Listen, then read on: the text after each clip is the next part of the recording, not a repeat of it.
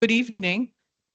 My name is Kathleen Drew, and I chair the Washington Energy Facility Site Evaluation Council. And sometimes I even forget the words in the name, but you can call us EFSEC. Welcome to all of you who are here in person, and for those of you who may be joining us online as well. This is the first of two meetings. This is the public informational meeting. And this is required by RCW 8050-090-1 and WAC 463-26025 for the EFSEC staff, and the applicant will introduce themselves, and the Council for the Environment, who is an Assistant Attorney General appointed by the Washington Attorney General, and will explain the duties of this position. And then we will have presentations, and then we will have the public invited to provide comments. The second meeting, which will begin after the first meeting ends, potentially about 7 o'clock is what we expect. And that is specifically about land use consistency. And I will begin now calling this meeting to order and asking Ms. Grantham to call the roll. Certainly, Chair Drew. Department of Commerce. Elizabeth Osborne, present. Department of Ecology. Eli Levitt, present online. Department of Fish and Wildlife. Mike Livingston, present online. Department of Natural Resources. Lenny Young, present.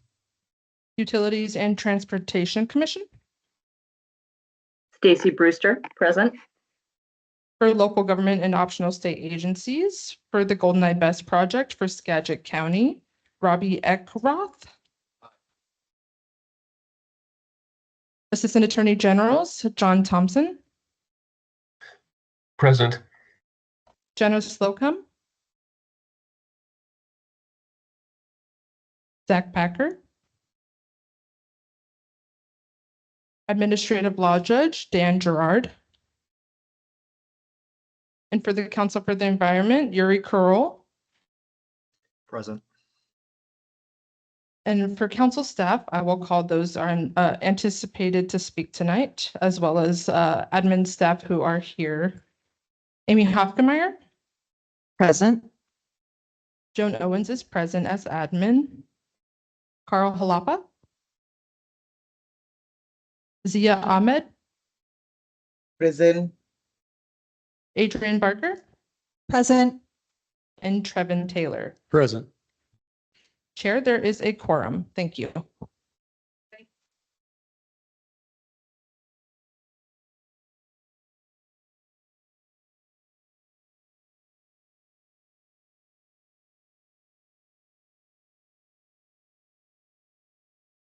And the microphone. Once again. So we will start with Goldfinch Energy Storage Project presentation, and the team will introduce themselves. Hello, can everyone hear me okay in the back? Okay, excellent. Thanks for the thumbs up.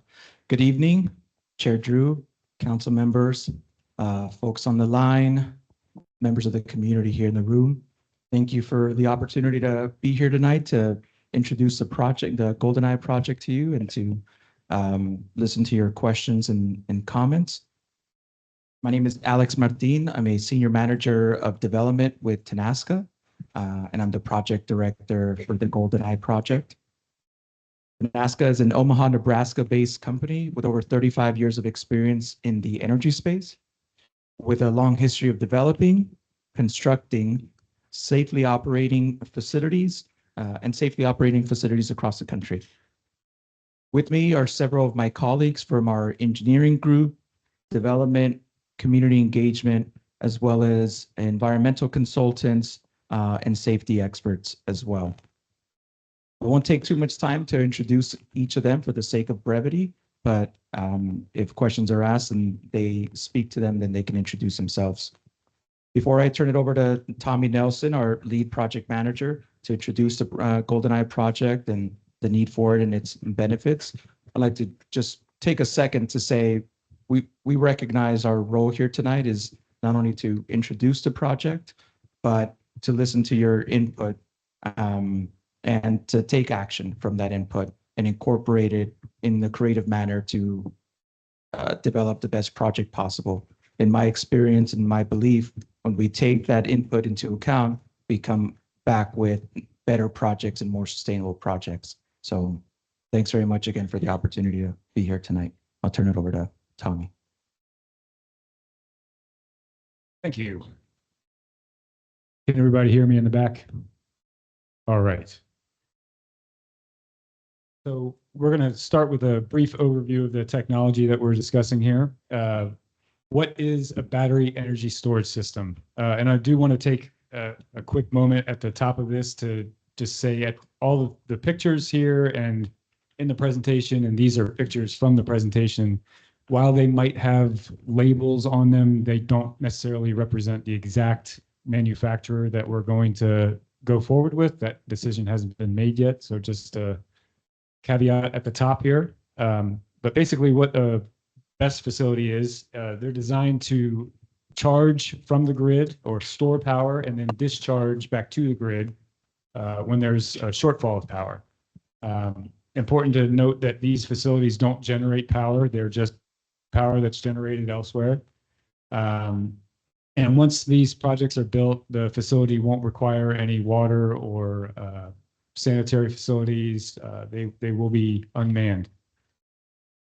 A few of the kind of what we like to call quick facts about BESS at this project size, which is 200 megawatts, it's going to require approximately 20 acres of whole project footprint. These do represent a low impact form of development. They are low noise. They comply with the noise ordinance. Like I said, they're unstaffed once they're operational, so there's no ongoing traffic impact. There's no light or air pollution once it's operating. Very low visual impact. The kind of maximum height of the units themselves is around 10 feet, so a single story. They can easily be obscured with visual buffering, fences and walls and vegetative buffering. And we try to, we've already begun the process of working with the county on, what those might look like. And then again, no ongoing infrastructure needs once these are operating. As far as project siting and how we decide where one of these is going to go, well, it does begin kind of at its point of interconnection at the substation. Standalone BESS facilities have to be as close to the substation as possible on the transmission system to give the project the maximum efficiency for the grid. Ideally, they're already suited. I mean, ideally, they're already going to be sited next to, either a substation or a very constrained previously area with a lot of existing infrastructure, where our facility can integrate along with that infrastructure. And with kind of all, those kind of backstop parameters in mind, we, look for the best available site that minimizes the overall impacts that the project is going to have while it maximizes the benefits to the region.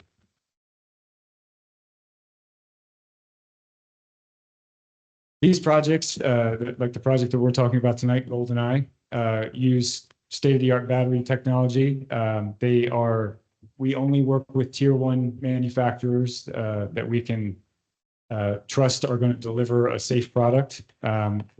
Manufacturers that have demonstrated that their equipment meets or exceeds all of the safety standards that the industry has either put in place recently or have existed.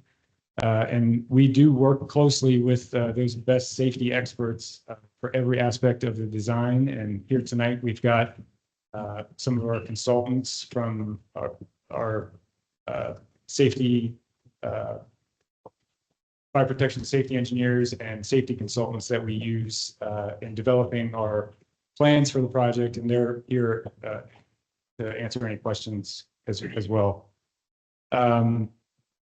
once the project is, later in its design phase, all the safety and technical aspects will be certified by an independent engineering firm, which, is what is required for these things to get financed and insured.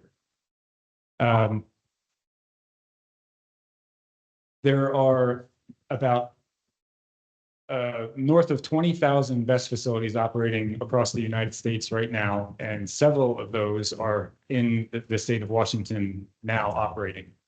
And I would say that the industry has definitely learned from some rare yet very well publicized malfunctions at some of the first generation BESS facilities. But because of that, since then, there's been advancements in siting, advancements in technology, operating, and especially the commissioning of these projects. And with all of that collective knowledge and lessons learned, that's what kind of combines to make these a safe energy solution. And on an ongoing basis, our team is committed to working with the local Skagit County emergency management folks, working with the first responders, the ones that are tasked with responding to these facilities, and make sure that the appropriate training and resources and implementation is in place for them. One of the things that we do when we first commission one of these projects is we have a manufacturer-led first responder safety training, and then on a biannual basis, we bring back the first responders to keep getting trained and retrained. And again, this is led by the manufacturers, participated with our safety consultants. And the idea is that on an ongoing basis, they're catching, lessons learned, they're catching updates to fire safety code, and they're also catching, turnover in the first responders as people come and go. And while these can absolutely be operated and installed safely, we do know that there are questions, and the kind of community education aspect is an important piece of our outreach for this project. And, we've definitely seen and heard questions and concerns about utility scale BESS systems. We do want to make sure that folks understand that those concerns don't necessarily need to be, applied to projects where technologies are getting conflated or different applications, and make sure that, they're considered an apples to apples comparison. And we are absolutely committed to working with our partners in the industry to provide as much information as possible to our stakeholders, to answer questions, and to clarify any misunderstandings or help provide background and information throughout the process. To that end, we've made the website live. We've had multiple venues here for education and feedback. We've got a contact form on the website. Questions can be submitted directly to that email address. We have a project-specific ringtone that you can download. We do have a BESS explainer or introductory video that can be made available on the project website, is available on the project website. And, like I said, we've got our safety experts here at the open house available to answer questions as well. Wanted to talk a little bit about the project need, but I don't need to belabor this. I'm sure the council is very aware that the need of these projects is driven by the legislative level. The utilities then respond to those legislative mandates with solicitation requests, and these projects, or projects such as these, are responses to solicitations. The thing that we like to kind of focus on is that there is absolutely at the utility level in this region a need for capacity, which is firm dispatchable power. Those are the things that need to get rid, or the generation that needs to get replaced from retiring baseload generators, or contracts that are expiring and not being renewed for a variety of reasons. And these projects provide that firm dispatchable capacity that the utilities need lights on. There are definitely challenges that this region specifically faces. Again, legislative kind of mandates that filter down, and then we have a electrification of vehicle fleets happening, extreme weather events that keep happening, and then coupled with that, you've got ongoing growth, ongoing demand increase. We've got energy intensive uses such as data centers that regions trying to award in, and the region itself is already at risk for blackouts and brownouts. So with this firm dispatchable power, that's what is going to be the backstop for regions such as this. I do like to point out too that throughout the process, it's projects such as these that, infrastructure projects such as these that pay for the interconnection or the transmission system upgrades that are desperately required. Those do get included in utility long-term plannings, but when the project comes along and supports that transmission upgrade, that's where it ends up going.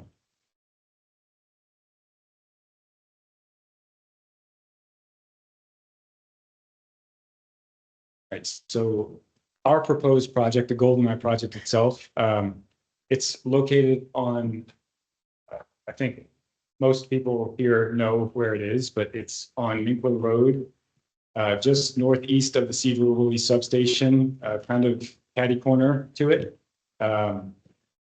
It's on it's a 14-acre parcel. About 8 acres of it will be encumbered with batteries. About less than 0.4 of a mile east of the Cedar Woolley substation, and we've got the project parcel under option. And to that end, we for several years now have been collaborating with local stakeholders on our site plans, on our environmental mitigation measures, on buffer enhancements, on controlling non-native vegetation, and several other things. If you speak up, watch the door. That better? All right, so the more project details here. Again, I mentioned this project is just northeast of the Cedar Woolley substation. It is connecting at 230 kilovolts. This is on the transmission system. This project does have a signed interconnection agreement, and the point of interconnection is the Cedar Woolley substation. We are looking to start operations somewhere between 2026 and as early as 2026 or 2027. And once it starts construction, it'll be from kind of start to finish about a 12-month build period. That won't look the same all 12 months, but it'll start and end at about that. And one thing I also like to kind of point out on this, I know there's we have this also blown up over there, but if folks want to notice where the project is kind of northeast of also Hanson Creek, and we've stayed outside of the shoreline buffer, that's what those big empty space at the bottom represents. And also we have some larger versions of these as well to look at, but these are some renderings that we did for our submittal that show existing and proposed conditions along Minkler Road as you're heading, in this view, heading northeast on Minkler Road. So the top is how it looks today, and the bottom is how it would look during operations once the plantings have reached maturity. And we've also got another view here coming the opposite way on Minkler Road. So now you're heading southwest and passing what would be, the more inundated side of the project on the eastern side. This is just an extra view there as well. And finally, on the views, this is the Cedar Woolley substation here, an aerial view just to the south of the project. Very similar footprint to what our project would look like. And one of the things I'd like to always tell people when they try to conceptualize what these look like is a self-storage facility, where, you drive in and they've got a couple aisles that you go down and maybe roll-up garage doors, but in terms of visual, line and vertical relief, they're extremely similar, looking at it aerially or standing there. And we'll also talk a little bit about the benefits of the Goldeneye project. It represents and this is, as we kind of review this, we are also want to make sure that we, again, note that this is an ongoing discussion with the community, and we have been meeting with stakeholders and discussing community benefits packages for the project, and we want to, keep that conversation ongoing. But this represents an approximately $250 million investment.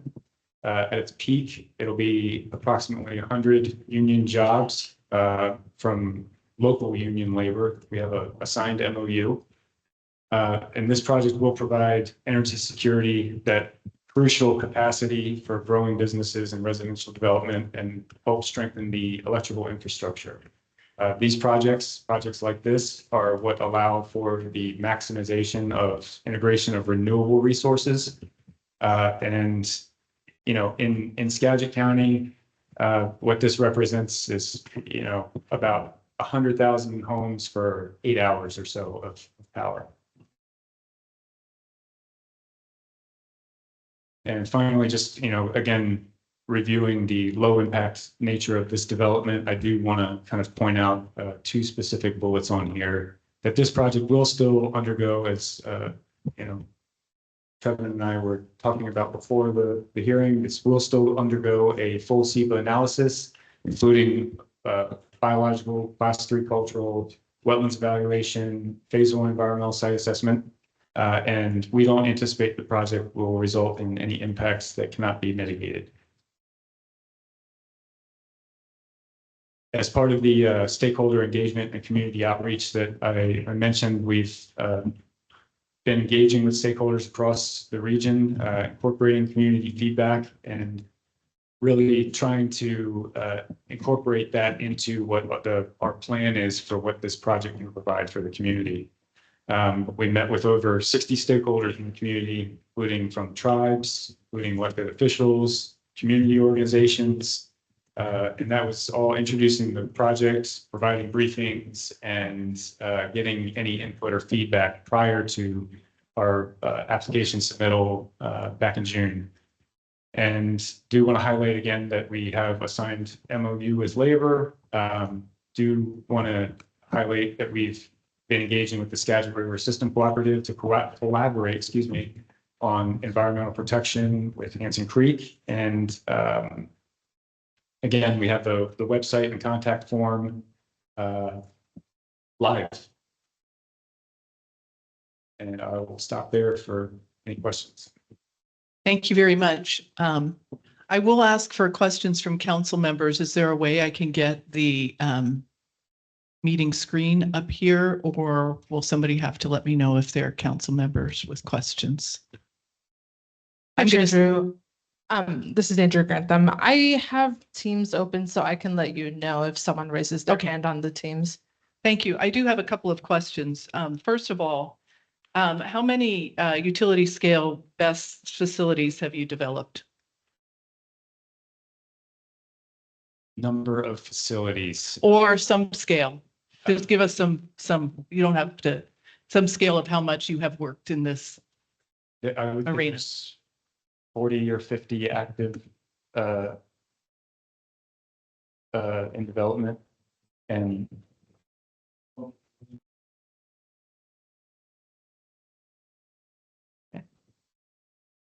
yeah, I think we have a handful that are just at the operational stage. And you have a signed interconnection agreement. Can you tell us who that is with?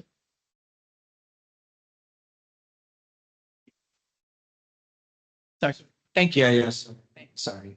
Thank you. Yes, to answer your question, we do have a large generator interconnection agreement signed with PSE. Puget Sound Energy. Is there a specific advantage that will this community gains by having such a facility in their area, or does it go directly to the grid on larger transmission flow? So the answer to your question is both.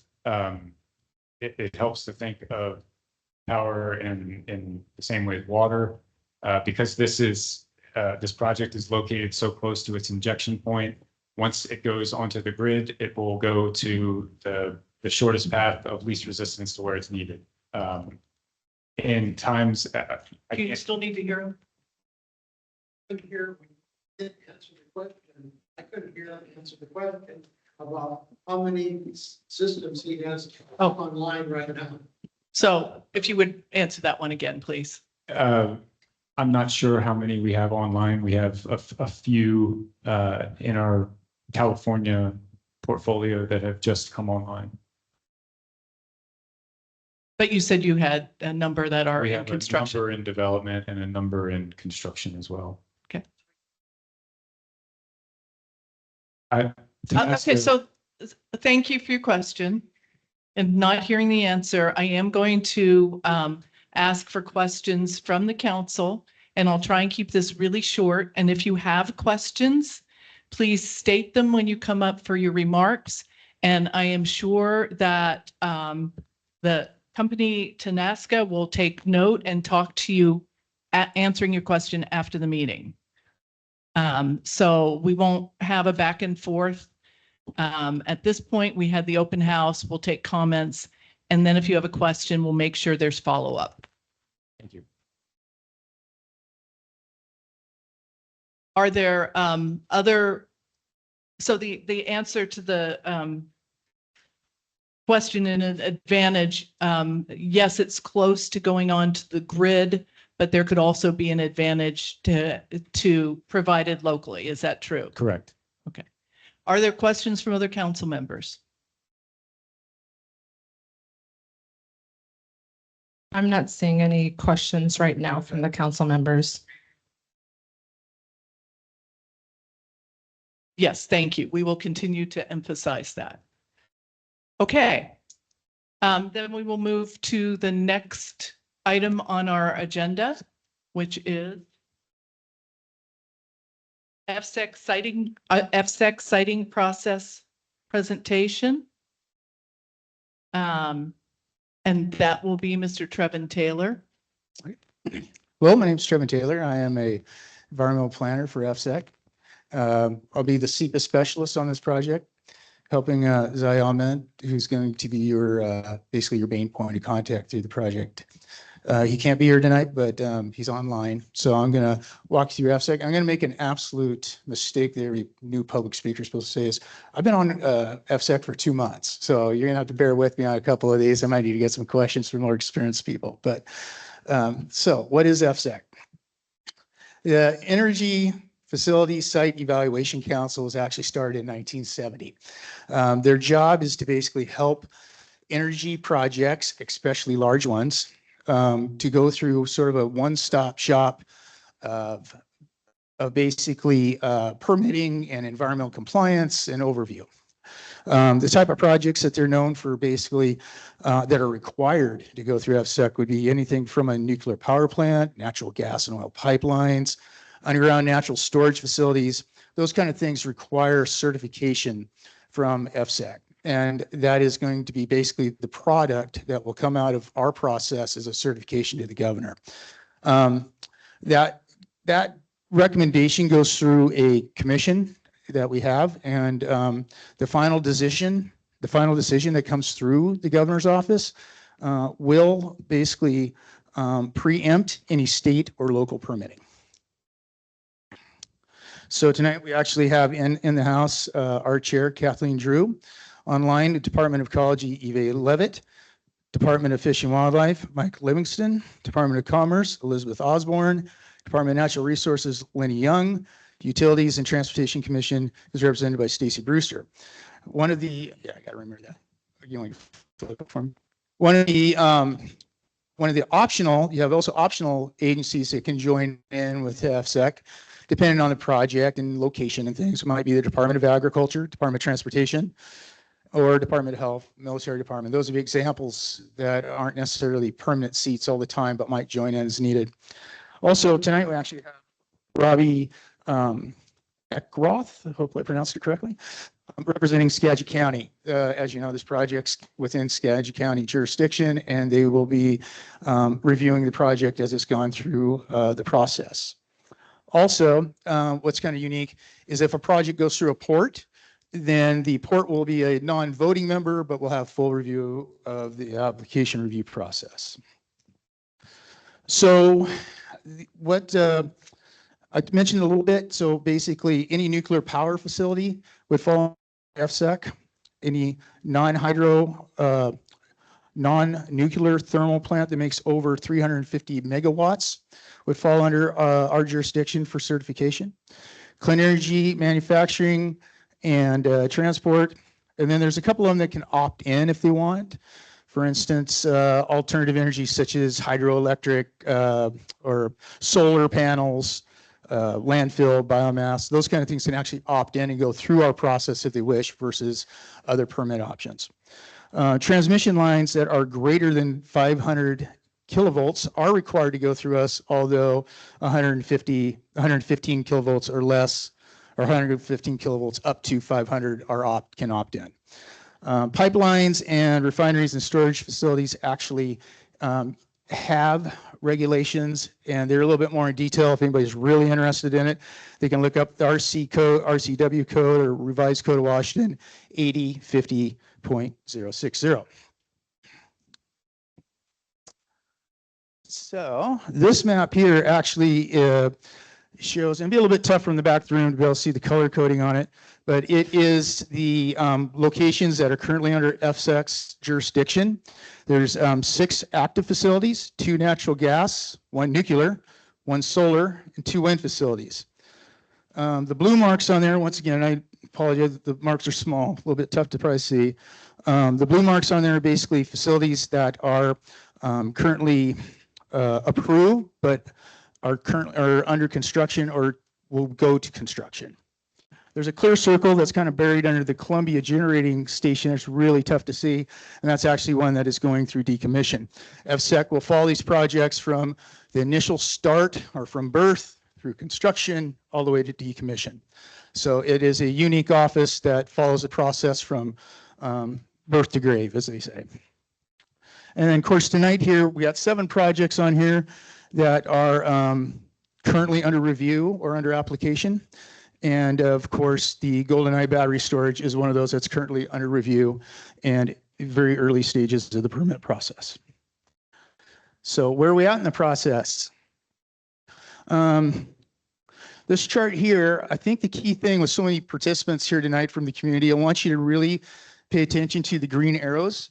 Those are all opportunities for you to make public comment. So the process doesn't steamroll through. It's a 3-tiered process, starting with the land use hearing, which actually will conclude after the public comments tonight.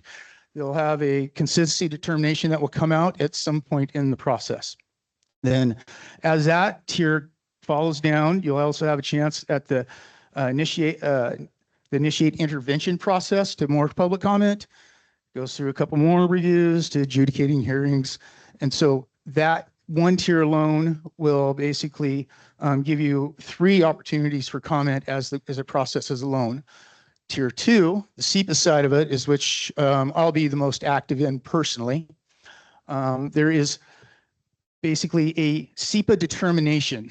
Now this is where I don't want to get too far in the weeds on you because this is getting into a whole bunch of permitting nerd stuff, but there's 3 things I want you to remember, okay? So you got determination of non-significance, a mitigated determination of non-significance, and a determination of significance. So what do those 3 things mean? Basically, non-significant means that the project really has no environmental take or no issues on the project and kind of fast forward through. A mitigated determination means that it might have a few takes, a few issues, but they should be able to come up with some options to kind of counterbalance that.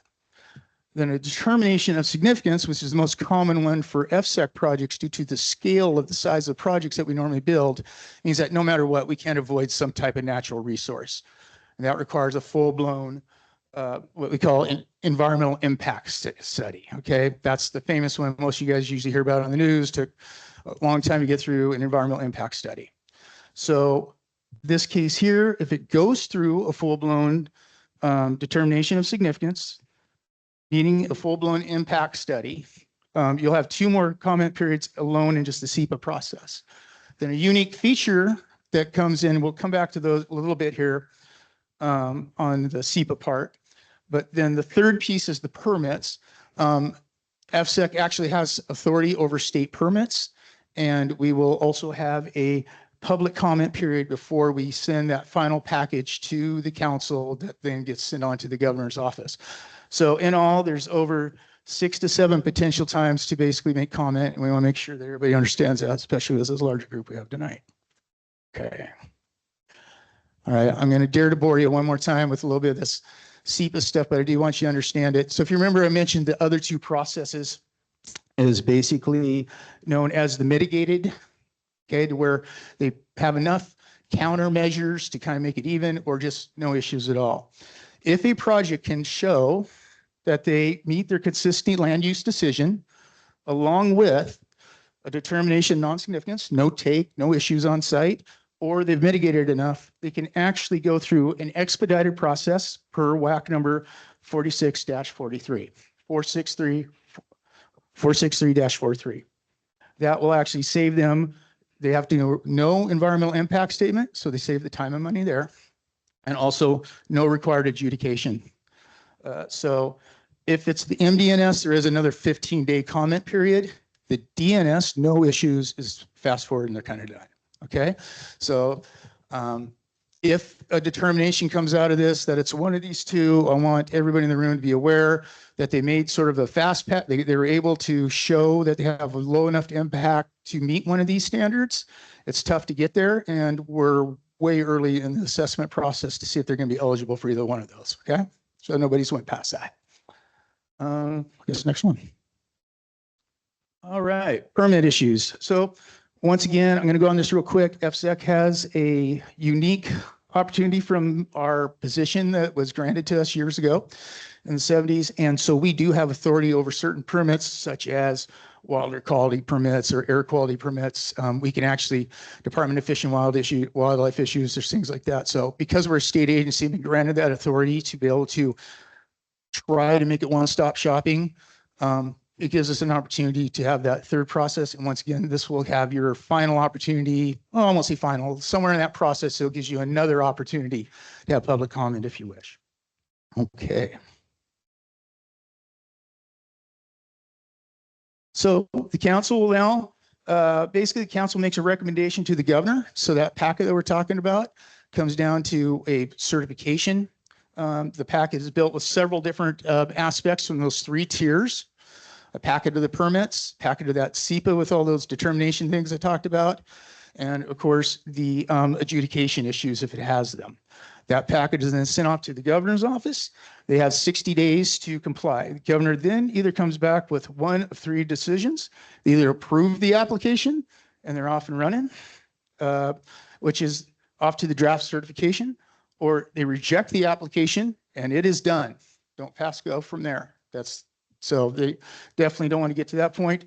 Although the governor can remand the project and say, you know what, you're on the right track, although we need you to do this, this, and this, or why did the council make such and such decision? And then they basically come back with the justification or do additional research if needed to get to resubmit it once again. Oh, that's good. Now, compliance monitoring, as I said, we're from the beginning to the end. So through the process, the EFSEC staff will also be monitoring environmental, the things that they promised to do throughout the project and through the site certification agreement requirements. Also, those permits will have additional things that they'll be required to do from construction, from planning to construction to run the facility. So it doesn't just end once they're done constructing it. It has ongoing compliance issues that they have to keep in compliance. And then the third spot, if they're required to do an environmental impact statement, that has even a bigger pile of commitments that's built into that document. And all those things, EFSEC will keep an eye on from the time that the project goes into decommissioning, which is actually our next slide, I believe.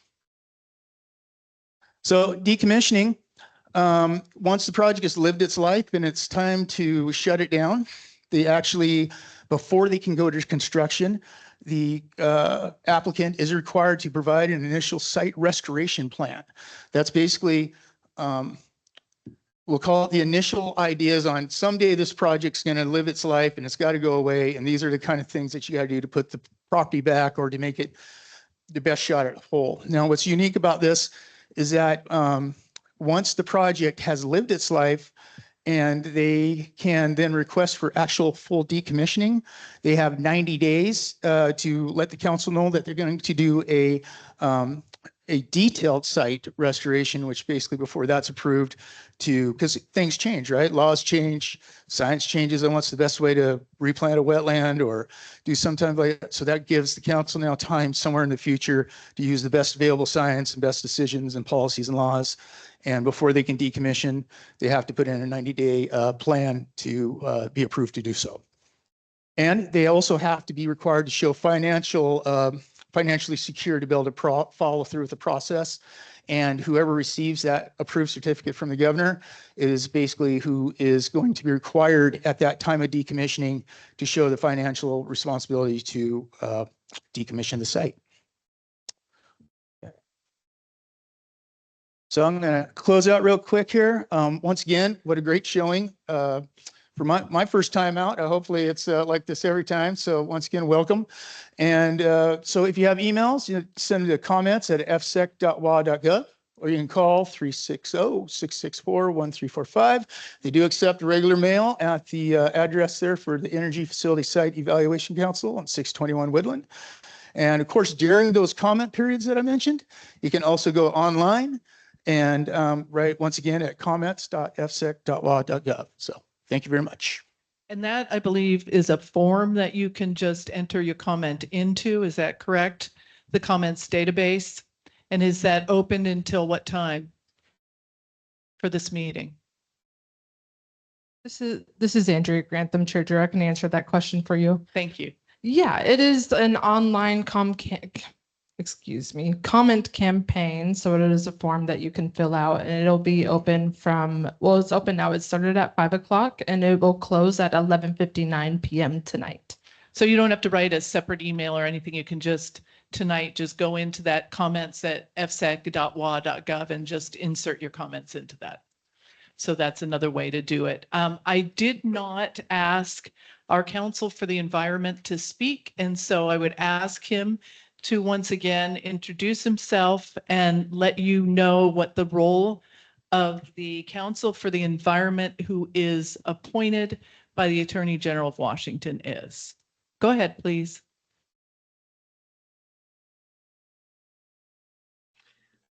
Good evening, everyone. My name is Yuri Karol. I'm an Assistant Attorney General here for the state of Washington. My role here is statutorily to represent the public and its interest in protecting the quality of the environment. So as you just saw, there's plenty of opportunities for the public to comment, and I will also be a formal party for any adjudications that may arise. So if you have any comments or evidence or testimony that you'd like to submit regarding those issues, I'd be happy to hear them.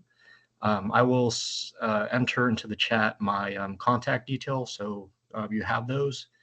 And also on the EFSEC website, I mean, for the project site itself, my name and contact details should be pretty readily available.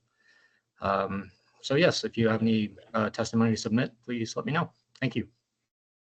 Okay, thank you. And with that, we will move to the public comment period. We will go over 7 o'clock in order to accommodate all these people, all of you who are here who wish to speak. And we will have a 2-minute time limit. And I will turn it over to Judge Gerard to manage. Go ahead. Excuse me. Thank you. Sorry, Chair Drew. Hello? Okay, thank you. I just wanted to make sure that people know that the comment campaign website, the comments.efsec.wa.gov, is open for specific comment periods associated with the project milestone, but the comments at efsec.wa.gov email is available anytime. Regardless of the method they are received, they are posted to the website to be publicly available and made available to the council for review. So if anybody misses a comment, wants to go look at comments later, they will be available on the website. And I've noticed that there's a person in chat posting some information. I would encourage everybody to please submit their comments through these avenues so that they can be properly captured with the project record and made available to the council. That's right. We will not, the comments in chat will not be in the public record. So again, tonight during this comment period, you can see the online portion of the screen that says where you can type in those comments. At the top where it says public input. Thank you.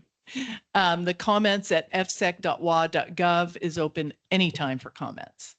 And those both go into the public record. They are available to council members. They are available to the public. So please use all avenues and send us a good old fashioned letter if you want to. Thanks. Good evening, everyone. I'm Administrative Law Judge Dan Gerard. I will be controlling the public comment section as well as the comment section for the land use hearing. As Chair Drew said, everyone will have 2 minutes for their comments. She said you can ask questions of the proposal or the applicant here. Don't expect an answer because obviously our time is limited. We do have, I think last check, 32 people that have signed up to make comments. So please make your comments succinct as possible. Obviously, if you are unable to complete your comment section, you can complete those comments within the avenues provided to you by Ms. Hofkemeyer earlier. We do have a court reporter here today that will transcribe everything into written format for us to review later. So when you begin to speak, please state and spell your name just so we get it correct. With that, with the 2-minute time frame, I will do my best to prompt you when you have about 15 seconds left. That way you can wrap up whatever comments you wish to make at this point. I'll simply raise my left hand just to give you a cue. But given the number of people we do have speaking today, I will enforce the 2-minute rule rather strictly. So please make sure you do cut off at that point. So I think with that, if we go ahead and bring up our first speaker, please. First speaker is Lisa Janicki.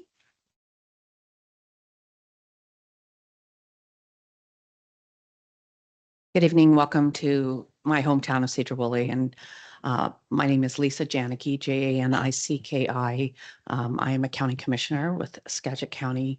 And we have another commissioner here who will be addressing some of the issues. I think the primary concern that I hear throughout the room and that the commissioners are concerned with is the use of agricultural land for a permanent project like this. You know, we work really hard to protect our farmland and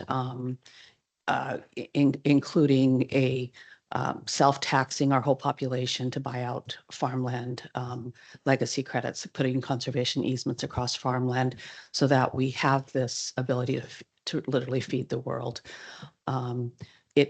It creates an ache in all of our hearts to see a piece of farmland consumed with a project. With that being said, I do appreciate Mr. Nelson introducing the project to me in conjunction with our economic development folks at EDASC. I absolutely understand the need for enough power. I have testified in front of the legislature and asked, you pass all these rules for new energy codes, new buildings with all electric appliances, electrifying the fleet, some of the things that Mr. Nelson listed here. Who's doing the utility math to make that happen? And I remember the distinct answer from that legislator who said, that's up to the utilities. Well, that's why we're here. PSC did a call for action because I know out at the Port of Skagit, they cannot continue the industrial siting development of existing projects and expansion projects because there's not enough power. So we need the power. I know this is not generation or transmission, but it's part of the system that we need in place. So I get it. Let's work on that farmland piece. Thank you. Peter Browning.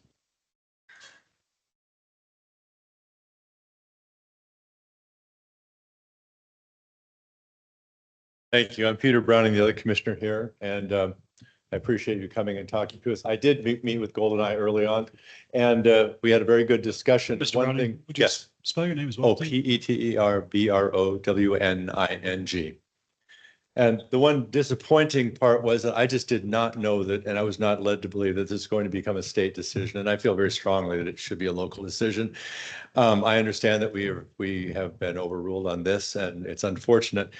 The environmental impact, Hanson Creek is a huge fish producing creek. And so there is some concern that it's absolutely it has to be really well protected because this leads into the Skagit River. Any sort of lithium ion would be devastating for fish production. And so again, we're going to be expecting some very, very diligent effort on your part to make sure that we are absolutely protected.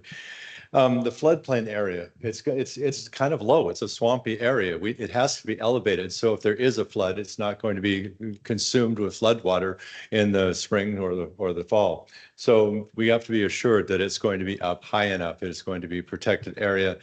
And finally, we really expect that there would be something on the verge of the order of a SWAT team that is available to come out. So if we do not have firemen that are prepared to take on a fire of the magnitude of lithium ion fire, battery fire. So we want to make sure that one of the components of this agreement is a very easily accessible to so many people who can be here very quickly if there is any sort of hazard, so that we're not putting our own community members at danger, nor are we putting our community at danger. So, and I'm hoping that'll be a very significant part.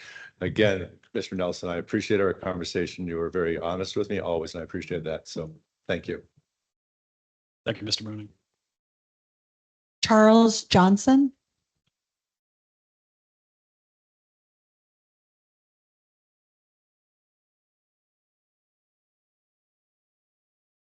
Charles Johnson, are you here? Or online? Let's go ahead and move on to the next, and we can call him at the end if we have time. Seth Newsom.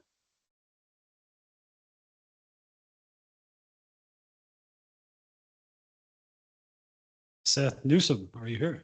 Or online? If so, go ahead and speak up or come to the podium, please. Robert McLeod.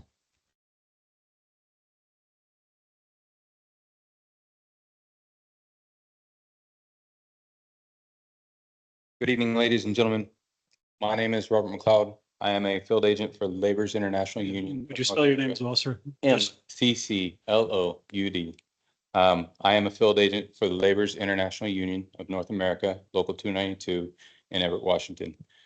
We cover the northern 5 counties: Snohomish, Whatcom Island, Skagit, San Juans. We have roughly 250 members who live here in Skagit County. Approximately 90 of those members live right here in Cedar Woolley. I rise today to express our member support for the Goldeneye Energy Storage Project. The Goldeneye project will provide energy security for our local communities as the region works to achieve a clean energy transition the state of Washington has mandated. If we're going to be relying on more renewable energy, then we need a way to store energy so that it can be redistributed during critical periods. Our union workforce, our union members, are proud to have a role in securing the prosperous energy future for our communities. Thank you. Lisa Sturmans. And just a quick reminder, before you begin, go ahead and spell your name, just so I don't have to interrupt your flow, please. Good evening, Lisa Sturmans, Lisa Sturmans. I'm an IBEW electrician. I live here in Cedar Woolley as a resident. And I wanted to speak tonight in favor of constructing this facility using skilled crafts workers with family wage jobs. It's not often enough that we have construction projects of this size here in Skagit County, where electricians like me can work so close to home. Thank you for the opportunity to speak. Matt Phillips.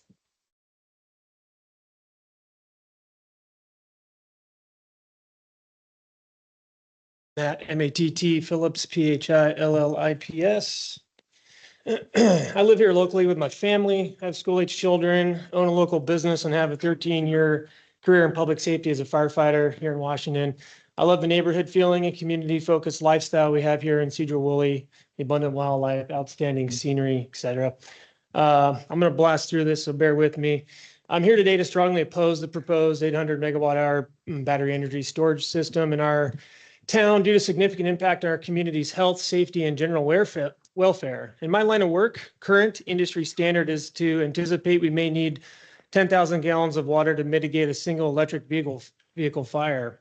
My research from Tesla indicates a single EV can hold 50 to 100 kilowatt hours of energy. Assuming the lower amount of 50 kilowatt hours, we compare that to take a quarter of the site that's being projected of the BESS site.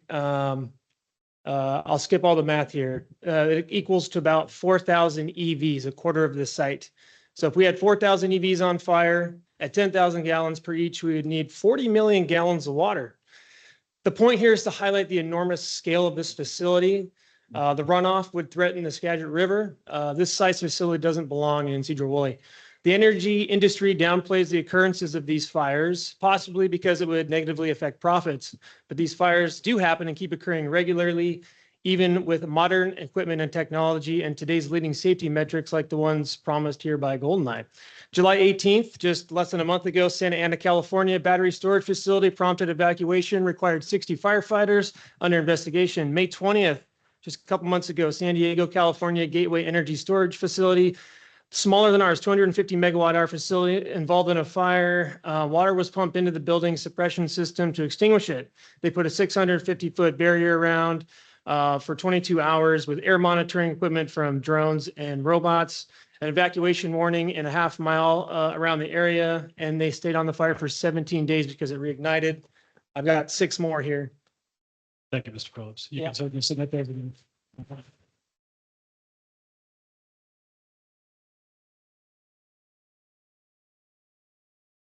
James DeLay. James DeLay, are you present? I'm online. Can you hear me? We can. Thank you. Okay. Hi, my name is James DeLay, spelling Jamesdelay. In short, what the fireman just said is totally true. BESS fires are a lot more, they happen a lot more often than what the developers say. His estimates of the amount of water required were also accurate. The Otay Mesa BESS fire that he referenced as the second fire back in May used almost 20 million gallons of water to try to control. And my biggest concern with this location is that it's right next to the Hanson Creek, which goes into Skagit, and also its proximity to downtown Cedar Woolley. If you have to evacuate, generally most BESS fires have both an evacuation zone and also a shelter-in-place zone. The average is about 1.5 miles to 2 miles for evacuations, and then the shelter-in-place is usually out to 5 miles. We have seen, depending on locations, where the shelter-in-place orders have been placed as far as 7 miles out because of the way the wind goes through. There was a fire in Melba, Idaho, where they evacuated everybody, and the BESS developer who was building the BESS, and they actually had just plugged it in for the very first time at the Melba, Idaho fire, just to see, you know, if everything was working, and it then ignited and caught fire. The developer actually had a contingency or plan or financial responsibility agreement that basically had them pay for everybody that was evacuated, and the fire ended up burning for 5 days. Everybody who was evacuated to be put up in hotels. Going back to the most recent, the fire in Otay Mesa, imagine having to evacuate everybody in downtown Cedar Woolley for 2 weeks, and where are they going to go? Where's the financial responsibility for the cleanup of all the contamination of everything that comes out of lithium, battery fires? And the list of bad stuff is exhaustive. Thank you.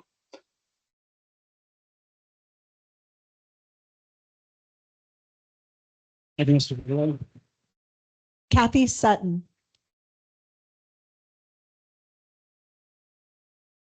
Kathy Sutton, KATHYSUTTON. That better? Thank you.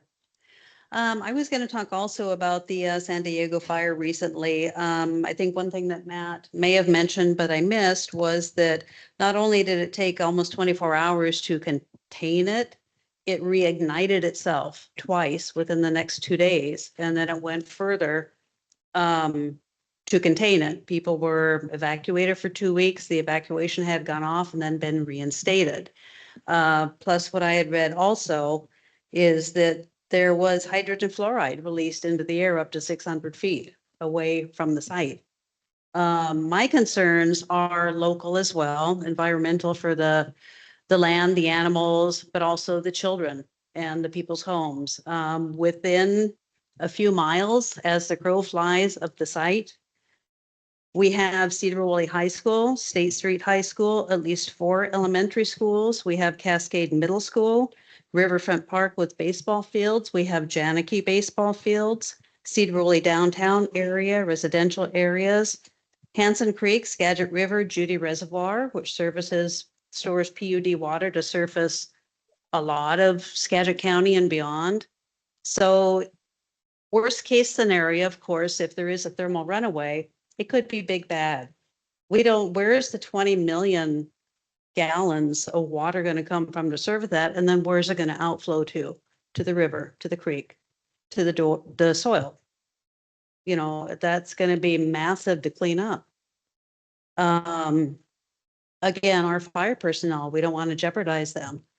APS, Arizona, 8 firemen were seriously injured, 4 of which were hospitalized for chemical burns when they had an explosion down there. I believe it was 2019.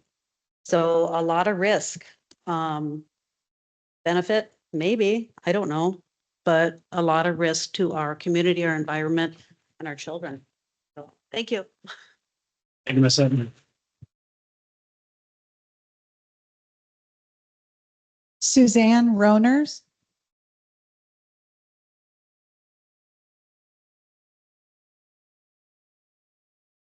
Suzanne Rohner, SUZANNEROHNER. I want to echo the concerns that Commissioner Janeke had about using ag land. We need to eat. I also want to know who approached who. Did EFSEC come to the community, or did the community go to EFSEC? Who started the ball rolling on this? I was looking up for lithium fires today on the internet. On August 12th in Dutch Harbor, a container ship on a Yangming box ship exploded. It was loaded with lithium batteries. They had to pump the hold full of carbon dioxide and seal the hold off to put the fire out. Also, questions on decommission.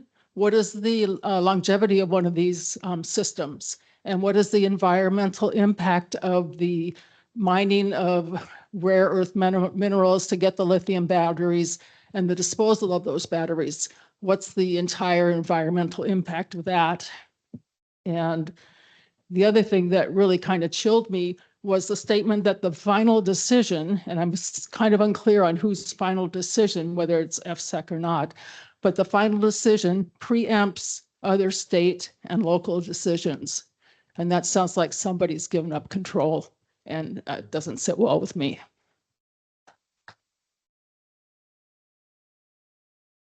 Thank you, Mr. Reynolds. Ethan Fall.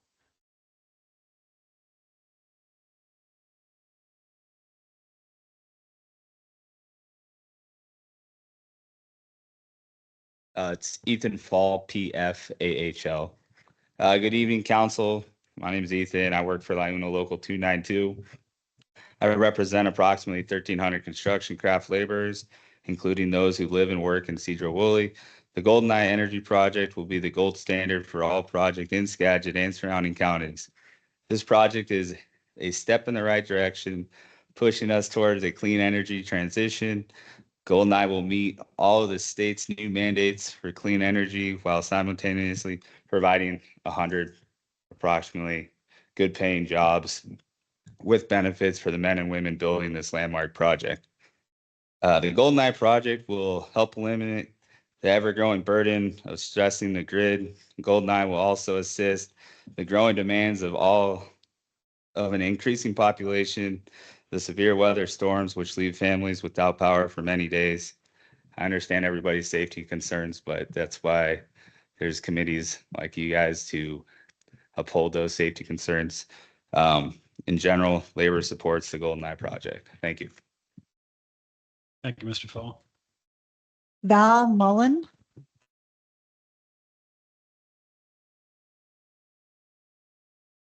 Val Mullen, VALMULLEN. I live 15 minutes from this project, and I'm actually opposed to the project, but it sounds like it's might already be a done deal.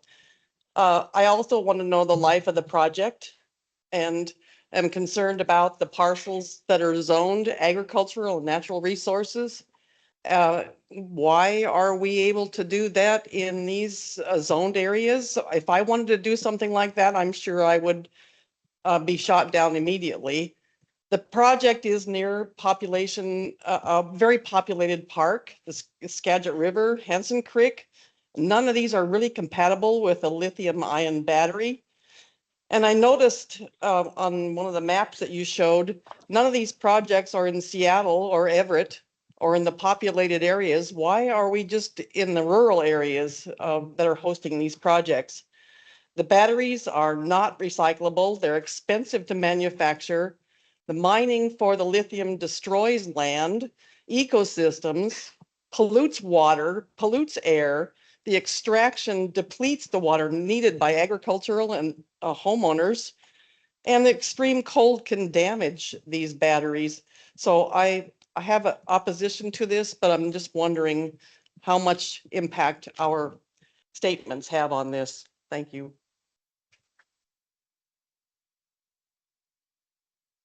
Thank you, Ms. Mullen. Bonnie Helms. Hi, do you need me Bonnie to Helms. spell my name? Yes, Do you need me to please. spell my name? BONNIE HELMS. I did like that you talked about the legislative mandates. I kind of wanted to talk about that. EFSEC has been an independent agency hardly longer than any rules or regulations for siting a BESS have existed. 2022 House Bill 1812, as I understand it, enabled you to streamline green energy projects to meet the net zero policy goals of the outgoing governor. I hope council is taking due process and adequate time investigating these projects and their justifications and involving NEPA when required. SCOTUS's decision on Chevron deference should be considered in your upcoming expedited rulemaking that public comment closes on September 24th. There are many reasons to postpone a decision or demand an EIS. I'd refer you to the cities of Covington and Black Diamonds councils, who both placed moratoriums on BESS to allow for further investigation of things like evacuation plans, plume studies, firefighting availability, and more. There's a lot of info available that shows lithium-based batteries pose many risks to the environment and community, all while alternative technology is available. Data center demand is not a valid justification in my mind. Find for a determination of significance and obtain a third-party EIS and do a NEPA review, especially if any of this energy is being exported out of state. Thanks. Thank you, Ms. Helms. Ernesto Avalar,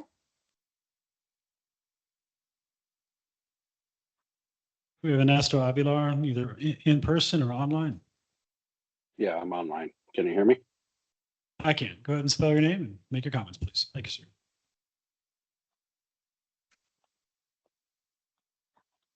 My name is Ernesto Avelar, Ernesto Avelar. I am the Director of Policy and Regulatory Affairs affiliated with the Laborers International Union of North America in the Northwest region. We work directly with the Washington and Northern Idaho District Council of Laborers and Laborers Local 292 that covers the area in which the project is being proposed. We wanted to thank Chair Drew, the council and its staff for allowing us to participate this evening to voice our support of the Goldeneye Energy Storage Project. As Washingtonians continue its commitments to a clean energy transaction in efforts to meet the state's mandates to reduce greenhouse gas emissions, the Goldeneye project will play an important role not only in the build out of the infrastructure, which will provide support and stability to the system, while providing energy security for our local communities during extreme weather events. In addition to the added energy system stability, the local economic benefits that Goldeneye is investing by creating 100 good paying family wage jobs that will be built by trained and skilled workforce, which includes a commitment to utilizing registered apprenticeship programs and ensuring a the dependability of a clean energy future.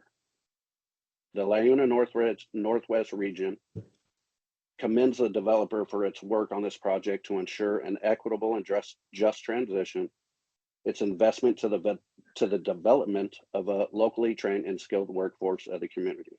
We ask the commission to approve this project, and we thank you in advance for your time and consideration. Thank you.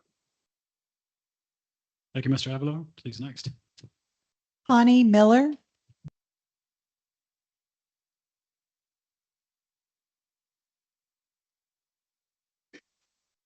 Good evening. My name is Connie Miller, CONNIE MILLER. I really don't have a lot of comments. I'm new to this process. This is my first exposure to BESS, and so I really have a lot of questions. I understand you may not be able to answer them, but I'd like to note my questions for the record. So my first question really is about who owns this project. Is Goldeneye owned by the developer? And will they maintain ownership as they operate the facility? I understand that they build and operate, but it wasn't clear who actually owns the facility. My other question is, what supplies the energy that is actually stored? Is that existing energy through our dams, our other sources, or will there be new energy sources to create that energy that then will be stored at BESS?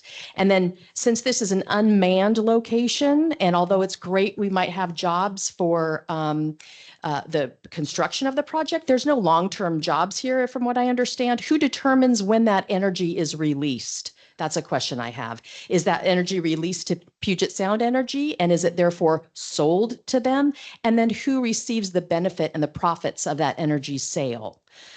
So I just don't understand the whole ecosystem of how that actually works. But those were some questions I had. I'm also concerned about the lithium-ion battery storage. I'm wondering if other options were considered, like lithium phosphate, nickel, salt, or even new technology recently announced by Samsung using solid state for storage. So I will follow up with some information you provided to see if I can get answers to these questions. Thank you. Thank you, Ms. Miller. Sally Carlson,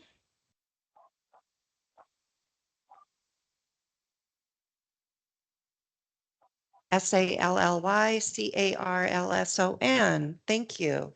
I'm wondering, I'm concerned about a meltdown, which it's not a matter of if it will happen, it's when it will happen. And this project is going to be sitting practically right on top of a mobile home park with a lot of people who are on very fixed incomes. They're not prepared for being housed in a hotel for 2 weeks, or they don't have the resources for that. So who would pay for that? You guys? Or is that on PSC's plate? That's all I have to say. Environmentally bad decision.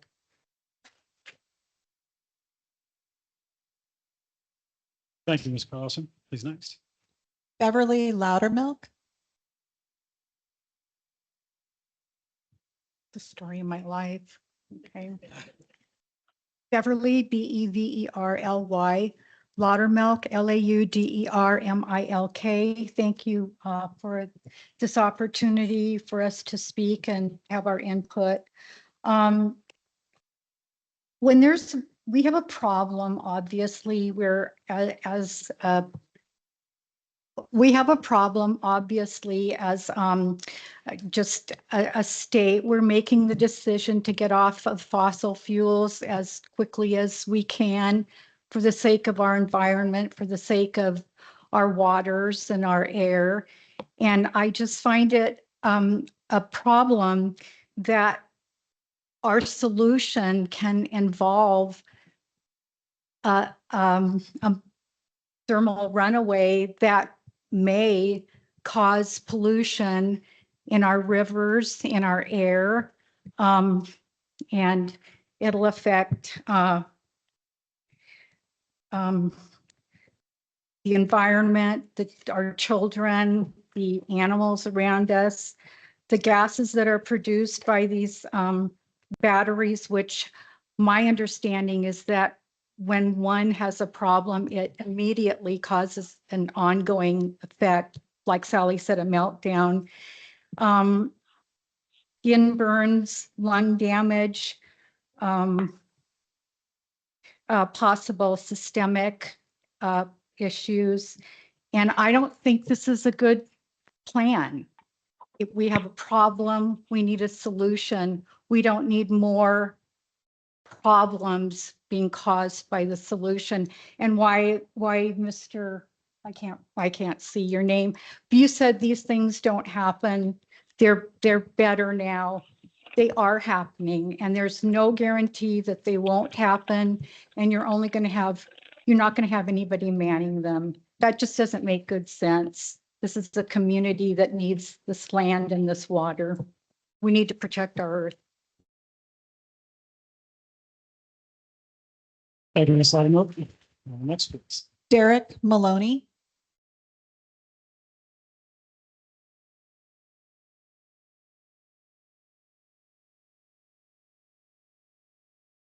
Yeah, my name's Derek Maloney, DEREKMALONEY. I'm an IBW member. I support this project. Some quick research. I found a report here from EPRI that says that the rate of failure incidents fell 97% between 2018 and 2023. As technology evolves, there are risks, obviously. Everything that we do involves some sort of risk, and we know that we have a problem with green energy, and part of that problem is storage. We need to create this storage somewhere.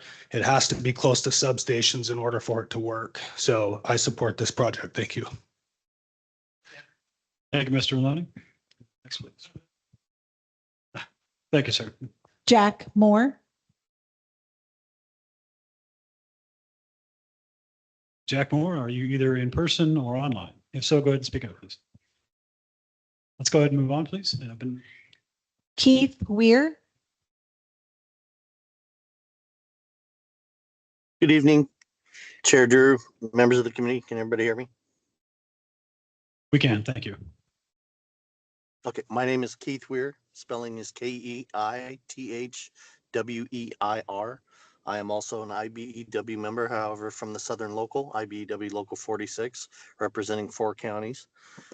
Over 6,200 trained, skilled, licensed electricians and apprentices that will be ensuring that this work is put in safely, appropriately, and properly. Many mentions, I could go over everything, the grid, right? We are trying to save our planet, save our environment. I'm hearing everybody's concerns. That's why there are these processes for everybody to be heard. The work that we've done in the past several years around resiliency for communities rely on backup storage. So when we do have a cataclysmic climate event and power goes down and there is no backup available, I've heard people mention the schools and people who can least afford it, and colleges and all these other nursing homes. And this is what this is all about, helping to provide power for. This is one leg of the stool to try and mitigate what is coming in an impending climate related incident. So please consider that, right? This is an answer. It is available. It can be done safely. We can all work together to make it work and ensure that the community benefits. It's done appropriately and safely, and that everybody, heaven forbid, that climate event does come, we will be much, much better suited to handle that. Thank you very much for your time this evening. Thank you, Mr. Weir. Who's next? Ellie Wanambisi.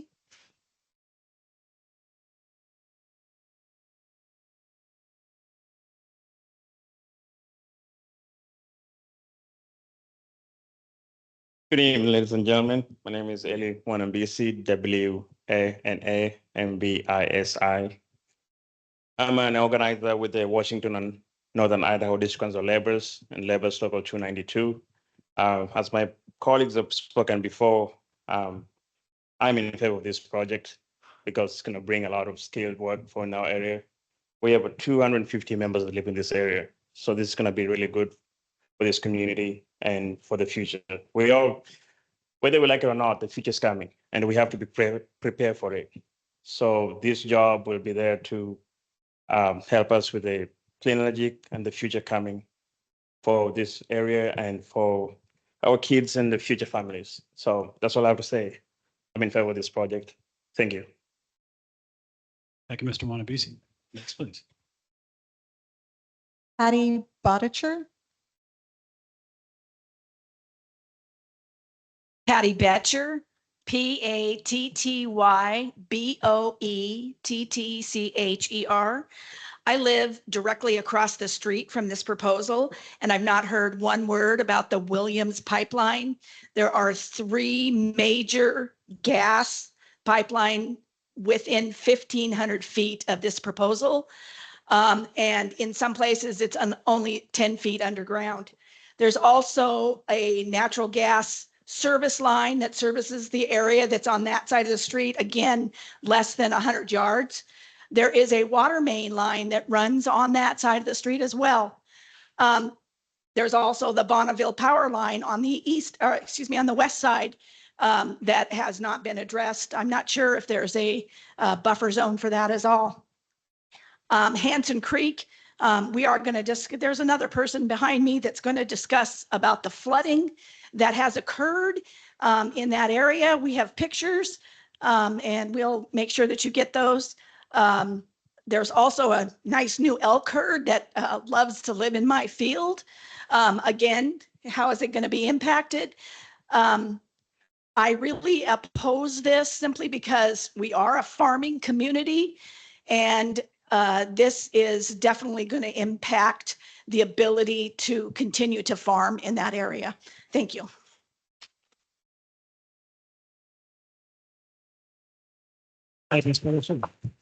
Virginia Good.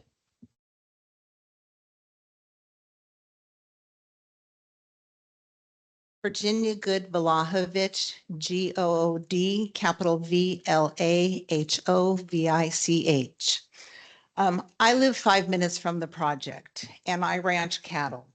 And it's obvious that when big companies come into these littler communities, that farmland, like pasture land, gets swallowed up first because it hasn't got wheat on it or potatoes or broccoli or something like that. And we get it for a little bit less money versus buying by the cities that are going to take advantage of the rolling blackouts. They're going to have that we don't have. So I can't see how we truly benefit in this area. We have an active volcano in our backyard, Mount Baker. If it erupts, what's going to flood? It's coming right down the Skagit River. It's going to take all that out. Sure, it's going to be hazardous for a whole lot of things, but why add another ingredient into the mix from all that? The infrastructure of the road, handling all these heavy batteries that want to come into our community. Our roads are not prepared for that kind of thing. I mean, you would have to really do some road work to build this up and make it good. And replacement of the batteries. How often do they have to pull them out and bring in new ones? So here's more big, heavy equipment on our roads that we have little cars that go up and down them all day long, not big trucks. Kids on bicycles still play on the roads here. People walk on the roads here all the time. And I'd hate to have to think that my cows might have to drink that lithium water because I am a rancher and I'm just not for it. Thank you.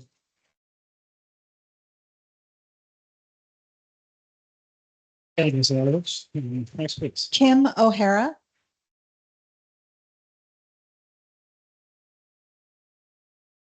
Kim O'Hara, are you in person or online? If so, go ahead and speak up.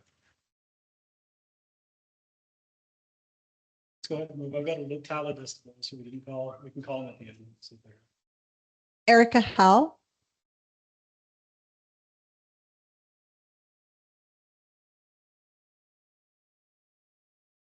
Okay, Erica Howell, Erica Howell, Howell. So I am not as prepared as everyone else. I actually just found out about this today and I live 5 minutes away. So not as prepared, but a couple notes, okay? Kids, small, like lots of kids, all the schools. I'll just read what I've got here. How much choice do we actually have in this matter? That's my first question. I spent my afternoon studying, and all that I've learned has me here to strongly oppose this project. My family and I live just 5 minutes away.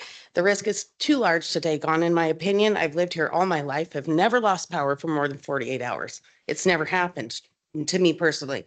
I don't find it as a major issue. I don't hear any of my community members telling me it's a major issue. I'm not on board with the 3-minute to death toxic gas fumes that could be coming out if disaster strikes, which 60 have happened majorly in the last, 2-3 years? And then let's not get onto the science of this supposed green energy, the mining, what it's doing to our planet, all of that. It's not the way, not the solution, not the place. And I would like to inquire also on the noise impact, because your guys' assessment is saying 40 decibels or less, while the other resources I'm seeing are saying between 70 to 92 decibels. So what is the actual noise impact going to be? That's all I've got for you guys. Thank you. Thank you, Ms. Howell. Tina Shampoo.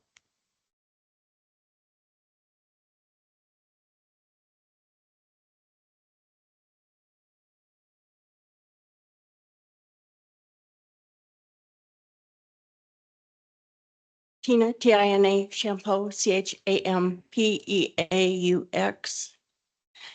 I live 9 miles north of Cedar Woolley. I'm a property owner. I'm also engaged in the Farm Bureau. I'm not representing the Farm Bureau, but I am a voting member. So I was raised in agriculture. I love Skagit County. It's always been a farming community. We stand behind our farmers mostly. Our farming community is really under really serious problems with the inflation and regulation, micromanaging, all of that. The farmers are having a hard time. What I really have a problem with is how this company, Goldfinch Energy Storage, actually gets a free pass on farming land. That just isn't okay. We want to keep our farming community and we want to keep how it looks and we want to make our farmers prosperous. That's my main issue is the farmland. It's also interesting, and I just found this out today. I appreciate what this other lady said because I haven't had a lot of time to research, but it's interesting how a company in New York picked our county. And I certainly would like to know how that happened. Anyway, thank you for your time. Thank you, Mr. Smith. Mike Rogers.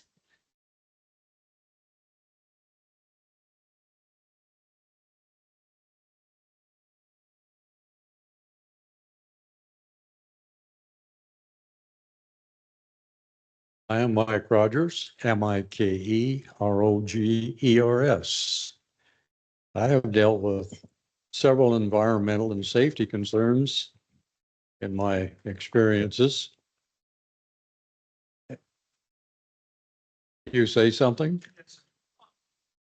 Pardon?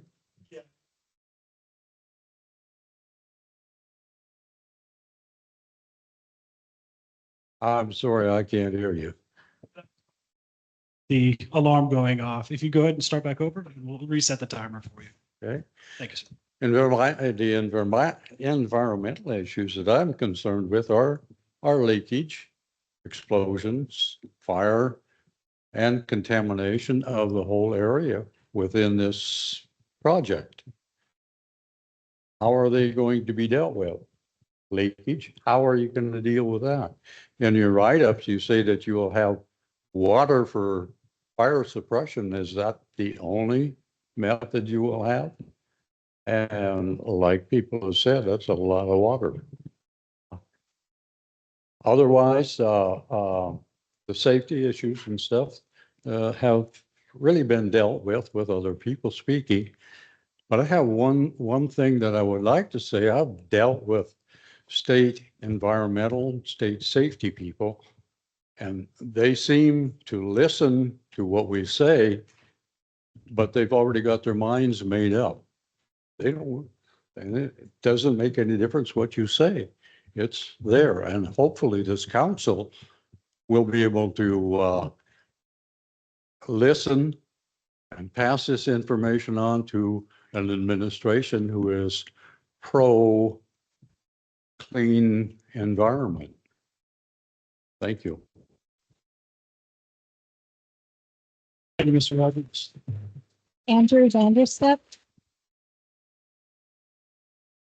Would you repeat the name, please? Andrew Vanderstep.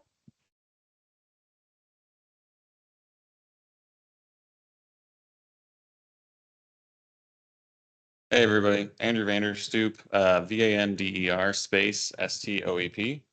I'm a resident of Mount Vernon. I'm a Mount Vernon City Council member, and I'm an IBW member.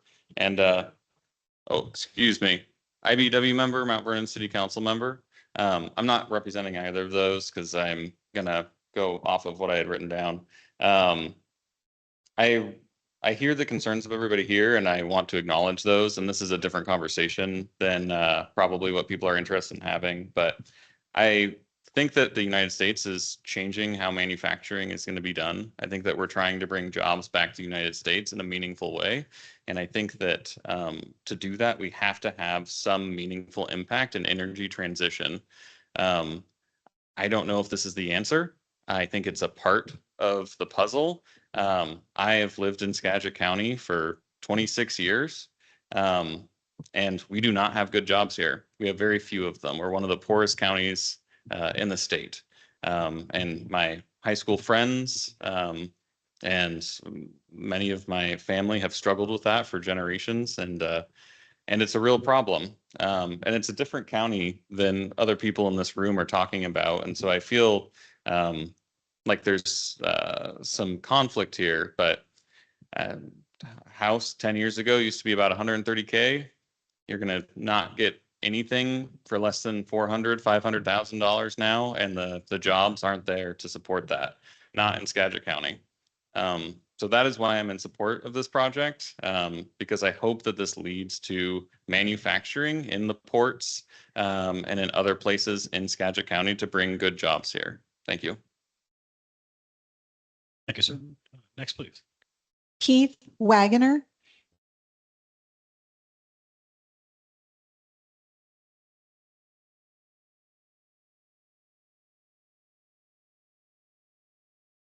Good evening. I'm Keith Wagoner, Keith Wagoner, Senator from the 39th Legislative District, which you are sitting in now. First of all, I appreciate the acknowledgement that this project does not create more power. And that's what we actually need, is the creation of more power. This is like filling up the bathtub because the well might go dry and then you've got a little bit of water for a while. It's not the type of solution we need to support our manufacturing industries that are growing rapidly in this county. I do want to see those good jobs that we're lacking here with our IBEW folks. They deserve good jobs. I'd rather see them put in a facility, particularly if we're sacrificing our valuable agricultural land, something that's going to provide energy. And there's lots of options out there. The first one that comes to my mind, thanks for bringing up the natural gas lines are right there. We could put in some natural gas generators, which are far cheaper. They don't have a 20-year lifespan with hazardous waste disposal at the end of that lifespan. They're online when you need them. They're offline when you don't. We understand the dangers, and that would provide real power to our grid. We do not suffer from power outages at the main line. We get them when a tree falls down 5 miles away or a transformer gets hit. So you're asking the community to take on faith that all of the hard lessons have already been learned. But the thing about hard lessons are you never know when it's your last one. So here are my questions. You said you talked to the tribes. I would like to know which tribes and what their response is, because I represent 3 of them. I don't think the 250 million is an altruistic donation to our community. So I want to know what the business model is, how that gets paid, and does it affect our ratepayers? And lastly, which governor will make this decision? The current governor or the next governor? Thank you.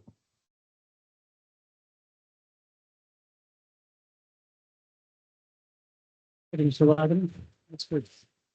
John Torgerson. Would you go ahead and repeat that, please? John Torgerson.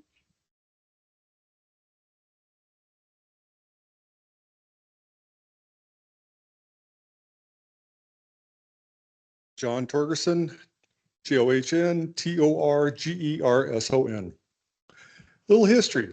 If the long-term residents remember, Bacchus Hill Nuclear Power Plant did not go in because it could have raised the temperature of the Skagit River. And that Skagit River is the only one in the nation that has all varieties of salmon. Excuse me. And for fire suppression, how are you going to prevent this fire water slurry from getting into? Are you building a berm around the entire area to contain all these millions of gallons? And if you're going to build a berm, will it be a sound deadening berm that'll protect the people from potential 95 decibel noise all night long as the batteries are being drained? Those are the questions. You know, it's changing everybody's quality of life. And also, what about the value of the people's homes next to this that have to go and deal with constant noise? Sure, it may be only 40, but that's a lot more than just a few birds chirping. What has more value? Like he said, a bathtub or the power or the sound? Children, it's peace and quiet. Noise pollution. Can't get rid of noise. Thank you.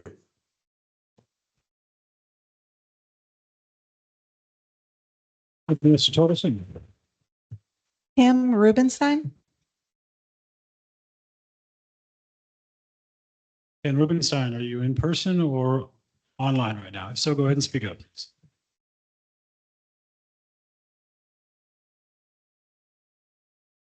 You can sign up for both, so it's a possibility. We'll go ahead and just move on. Patrick Knapp.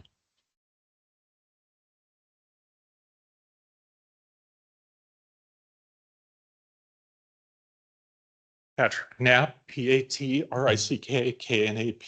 First off, welcome to Cedar Woolley. I came tonight, I didn't, obviously don't have anything prepared. I came to listen with an open mind. I am certainly in favor of jobs, living wage jobs. That's very important. But I'm also adamant about farmland. Once it's gone, we can't get it back.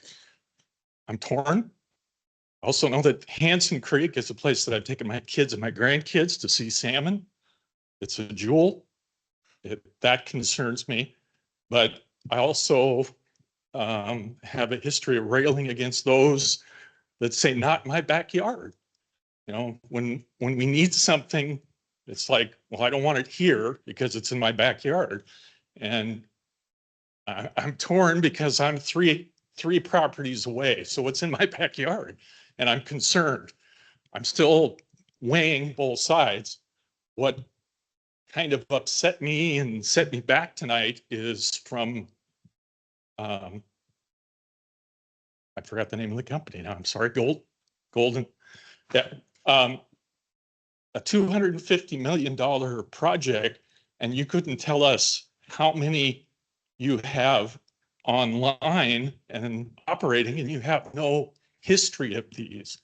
That scares me. Thank you.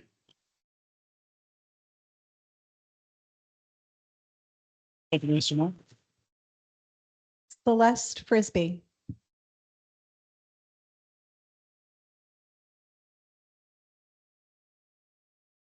Celeste Frisbee, Celeste Frisbee. I'm here on behalf of myself. I live within 2 miles on my grandparents' farm. And my mother, Karen Frisbee, who lives on Minkler Road in the home I lived in and grew up in, just down the street from this. I just want to address a few things. I heard the comment that this would be an LID project, and I just want it to be known that this is not a low impact development for those of us who live in the immediate vicinity. This is a major industrial infrastructure project. This project is sited on ag NRL lands, which are protected, as you've heard, because in Skagit County, most people don't know this, but we have the top 2% soils in the world. Okay, we grow food here so that we can live. We need water, clean air, and food to survive. Those are essential things. Power is not actually. And if you've lived in this region, you understand that the whole I-5 corridor once was ag producing and is no longer. Skagit County is one of the only ag producing major producers on the west side of the state now. The creek, Hanson Creek. If you know any history about that creek, it suffered major pollution from the Northern State Project, and only recently has it seen any efforts to mitigate those pollutants. Meanwhile, people like me grew up swimming in these creeks. These creeks are also perennial. Oftentimes they're not perennial any longer, they go dry. Last year, our creek that I live on didn't fill up until almost November. These are salmon bearing streams. Many people on Minkler Road, including my mother, have a well. Her point is only 9 feet down. We're dealing with drought. The county forbids irrigation of crops. Water is a hot, contentious issue. The need. For whom is this need? Those who live here, I think not. I only see a few of my neighbors here. I find it egregious that we were not notified in any direct way about this meeting. I heard about it by chance, and that tells me wholly that there is not care or concern for the people who live here and will have to live with this. I've driven by this site Miss. every Miss- day for the last 30 years. We're over now. I have one, I'm going to take the time that other people didn't use. You You will give me got 2 permission. minutes per person. Unfortunately, we have a land use meeting right afterwards. Ma'am.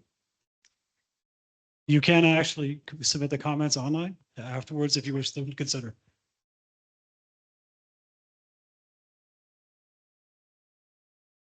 We've set the timelines for everybody that we have been consistent. I'm not picking on you at all. We're now 45 minutes afterwards, ma'am. Thank you.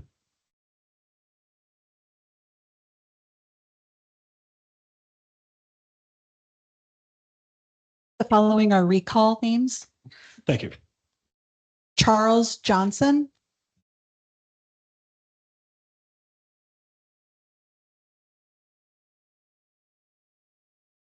Seth Newsom,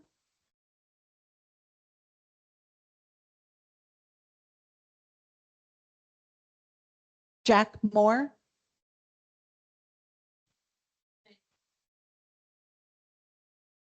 Kim O'Hara.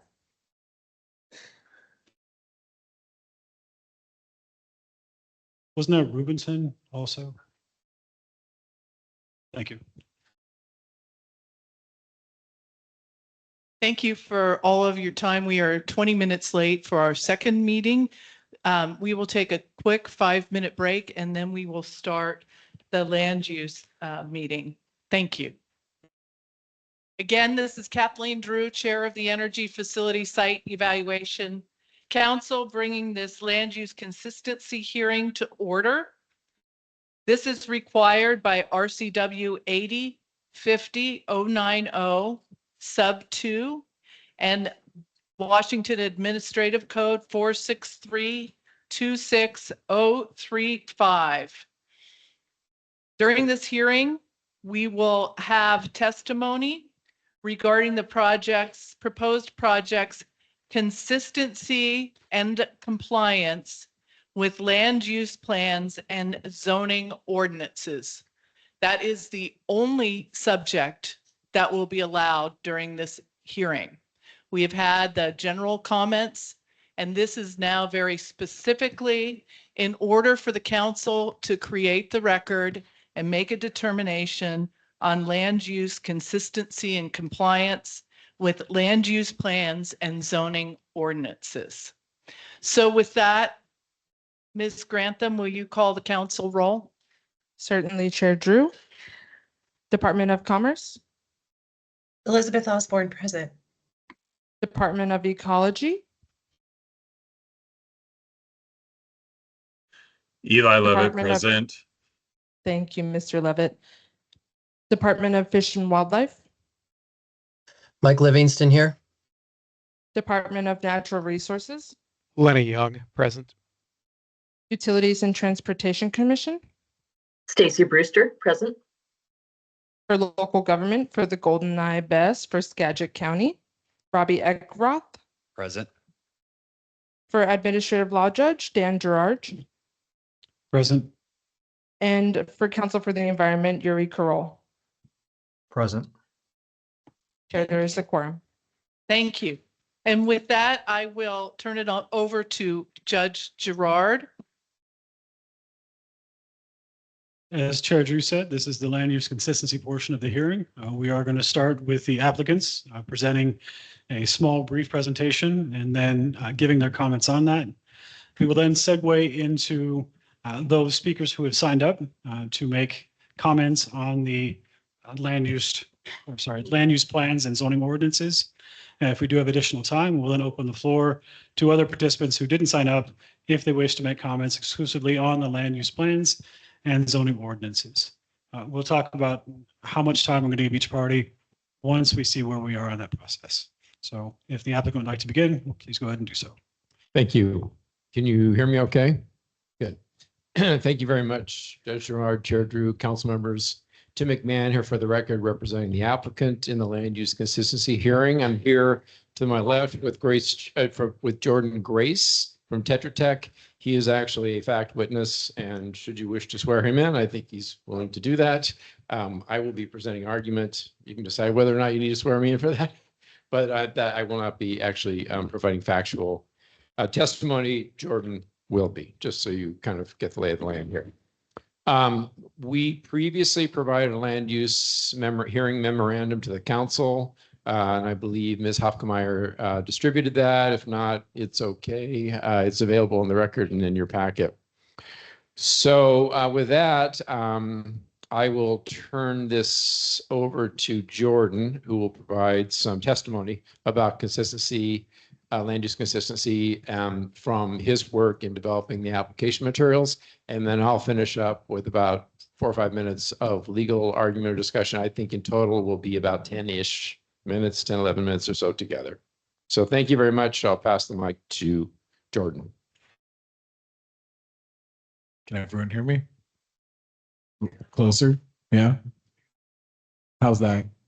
All right. Good evening, Councilor Chair Drew and council members. My name is Jordan Grace, and I'll be giving an approximately 5-minute presentation on the project's land use consistency. I'm an environmental planner at Tetra Tech with 9 years of professional experience. I have a bachelor's degree in environmental science and planning, public policy, and management from the University of Oregon, with the majority of my professional work focused in planning. Over the last 7 years, I've supported the preparation of state and local permit applications for a variety of new energy and infrastructure projects, with my main focus being land use compliance and consistency. I'm here today because I prepared the land use consistency review, which is included as attachment H to the application for site certificate, which I'll be referring to as the ASC. I'll start by excuse me, walking through a relevant piece of project history. Prior to the applicant seeking approval through the EFSEC process, they met with Skagit County staff to discuss the county's approach to permitting the project. One topic of discussion was the project's use category under the Skagit County Code, which determines whether or not it would be an allowed use in the proposed zone. Skagit County Code section 1404020 defines 3 classifications of utility developments: minor utility, major utility, or major regional utility, as listed here on this slide. Following a request from the applicant for an administrative interpretation, Skagit County Planning and Development Services issued a notice of decision, concluding that this battery energy storage project would be considered a major utility development. The signed portion of the approval is included on this slide, and the notification portion is included as Appendix A in the Land Use Consistency Review document. The county's decision was based on the project's lack of regionality, smaller scale, de minimis impacts to built-in natural environment, and local nature of energy storage. Since this administrative interpretation request was approved in February 2023, the applicable zoning code has not changed, and the project itself has not substantively changed. It remains a local energy storage facility that meets the definition of a major utility development. It is not designed to be regional in nature. It's proposed on a smaller scale, and its impacts to the built and natural environments will be de minimis. In light of the county's administrative interpretation, the standards addressed in the Land Use Consistency Review document are focused on the project's classification as a major utility development. Now I'll walk through the land use consistency piece. The project is located within the agricultural natural resource land zone. According to Skagit County Code 1416-400, major utility developments are allowed as a hearing examiner special use in this zone. In other words, the county would allow this project to proceed with conditions to ensure the project complies with the applicable criteria, such as setbacks.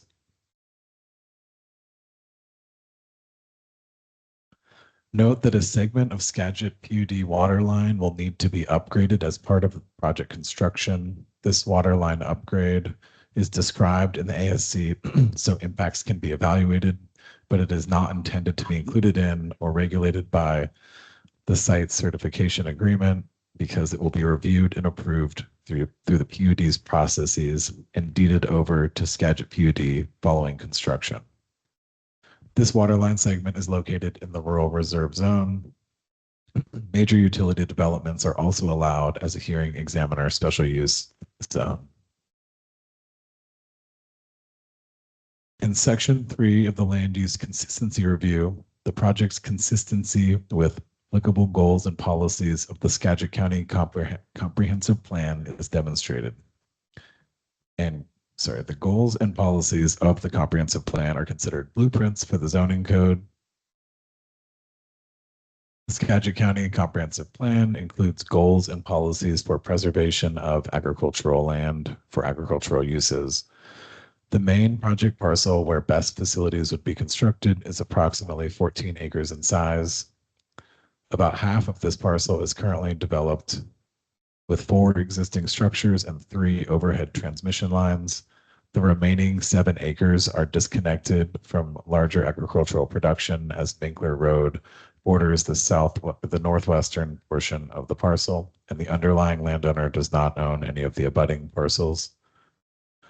Because the project would impact wetlands and frequently flooded areas, the ASC provides an analysis of impacts and proposes mitigation accordingly.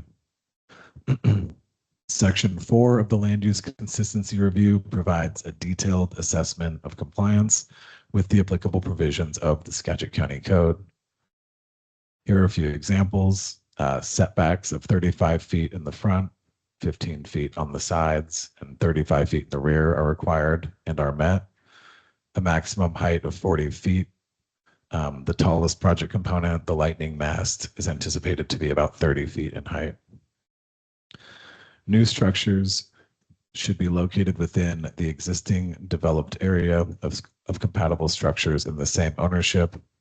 This is met because the subject property and adjacent properties contain existing electrical utilities, including 3 transmission lines and PSE's Cedro-Woolley substation. Other code requirements, such as landscaping, low-impact development, parking, and performance standards involving vibration, heat, glare, steam, noise, and electrical disturbance are met. With EFSEC's concurrence and the county's determination that this project is an allowed use, EFSEC will need to assess whether any conditions are required, such as setbacks or maximum structure height. These conditions would be included with the site certification agreement to ensure compliance with the applicable provisions of the Skagit County Code. Specific conditions would be assessed by the council and staff as part of future processes. Thank you very much for your time. Please let me know if you have any questions. Thanks, sir. Mr. McMahon. Thank you, Jordan. Tim McMahon, for the record, with Stoll Reeves Law Firm, and I am legal counsel to the project.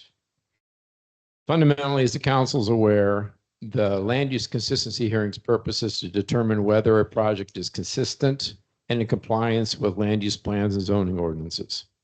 Goldeneye has requested that EFSEC use its expedited review process for the application for site certification. And to be eligible for expedited review, EFSEC must find that the project is consistent and in compliance with the city, county, or regional land use plans or zoning ordinances. The process then turns to SEPA, State Environmental Policy Act review, to evaluate eligibility for expedited permitting. The relevant inquiry for EFSEC's land use analysis is whether the pertinent land use provisions prohibit the proposed project site, quote, expressly or by operation clearly, convincingly, and unequivocally. So if a project can be permitted either outright or conditionally, it is consistent and in compliance with the local land use provisions for purposes of RCW 8050-0902. For every EFSEC project, the rules contemplate that EFSEC and the applicant will work with the county to seek a certificate of land use consistency. If a local jurisdiction believes that a proposed EFSEC project is consistent and in compliance with its land use plans and zoning ordinances, it may provide and the applicant may enter a certificate from local authorities attesting to the fact that the proposal is consistent and in compliance with land use plans and zoning ordinances. The certificate of consistency provides prima facie proof of consistency and compliance with applicable land use plans and zoning ordinances, and the inquiry ends there. No separate land use adjudication is needed under those circumstances, and coupled with a favorable SEPA decision, the project should be able to secure expedited permitting. And for this project, summer vacations, unfortunately, and schedule pressures within the 60-day hearing window have challenged our ability to roll up sleeves to discuss the work with the county on a certificate of consistency. We intend and we pledge to the council that we will continue working with the council to achieve a certificate of consistency if that is possible. And we think that we should be able to do so based upon what Jordan's indicated and what I'll continue to talk about here. Absent a certificate of consistency, EFSEC issues its decision regarding consistency after reviewing the applicable land use plans and zoning ordinances. First, the applicant and local authorities are directed to address compliance or non-compliance with land use plans or zoning ordinances, and then EFSEC determines whether the proposed site is consistent and in compliance with land use plans and zoning ordinances pursuant to RCW 80.50.090 sub 2. I know this is very exciting argument and information, so bear with me as I continue through this. EFSEC review does not consider all local land use plan provisions. As noted in the Columbia Solar Order, a land use plan includes the portions of a comprehensive plan that outline proposals for an area's development, typically by assigning general uses such as housing to land use segments and specifically desired concentrations and design goals. Also, as noted in the Columbia Solar Order, a zoning ordinance is a local government's ordinance regulating the use of land adopted pursuant to Washington law, and most specifically, zoning ordinances include applicable zoning maps, zoning map development restrictions, and associated definitions. As Jordan noted, the applicable county land use plan and zoning ordinance provisions are found within the Skagit County Code and the Skagit County Comprehensive Plan. Unique to this project is an administrative decision issued on February 1st, 2023, and Jordan referenced this in his discussion. There, the county confirmed land use consistency and compliance with the plan and zoning code. At the county's request, Goldfinch Energy Storage LLC submitted a request for an administrative official interpretation declaring whether the project is a major utility development versus a regional utility development. The administrative decision concludes that the project is consistent in compliance with the major utility development use as defined in the Skagit County Code. That decision became final on February 16, 2023, after a 14-day appeal period passed. So this decision now constitutes prima facie evidence from the county that the project is consistent and compliant with code and comprehensive plan, allowing EFSEC to end its inquiry into consistency. Sorry, I'm recovering from COVID is still stuck in my throat, so sorry for the scratchy throat. Even if the administrative decision is not a certificate of consistency, the project is still consistent with the code and the comprehensive plan. Pursuant to Washington's Growth Management Act, a comprehensive plan serves as a county's generalized, coordinated land use policy statement. Local development regulations such as zoning codes carry out comprehensive plans policies and must be consistent with those policies. And by adopting the Skagit County Code zoning ordinances and the administrative decision, the county determined that the project can be consistent with the code and the comprehensive plan. The administrative decision, therefore, is a final county determination that the project is a major utility development and is consistent with code. Citing a major development on property zone ag-natural resource land, or NRL, is consistent with the code and the comprehensive plan because a major utility development is not a prohibited use in these zoning districts. When adopting the code, the county determined that a major utility development could be permitted as a special use permit in the ag NRL zone. That decision should be accorded significant weight in EFSEC's analysis. Pursuant to EFSEC's process, EFSEC will decide compliance with the special use criteria and other development standards. And for the process of complying with RCW 80.20.090 sub 2, it is sufficient that the project citing zoning, which is ag NRL does not prohibit a major utility development. Finally, in issuing the site certificate, we do anticipate that EFSEC will work with the county and the applicant to include conditions in the draft site certification agreement, which considers state, local, and community interests affected by the construction and operation of the facility. And the applicant is fully committed to achieving those objectives with Skagit County. Thank you for your attention. I do have a question. Since February 2023, has the project changed in any substantial way? I'm going to ask my colleague to the right to answer that. No, no substantive changes. With that, we will ask, is there anyone else signed up to speak? Yes, if we do go ahead, we're going to move on to the land use consistency public comment section.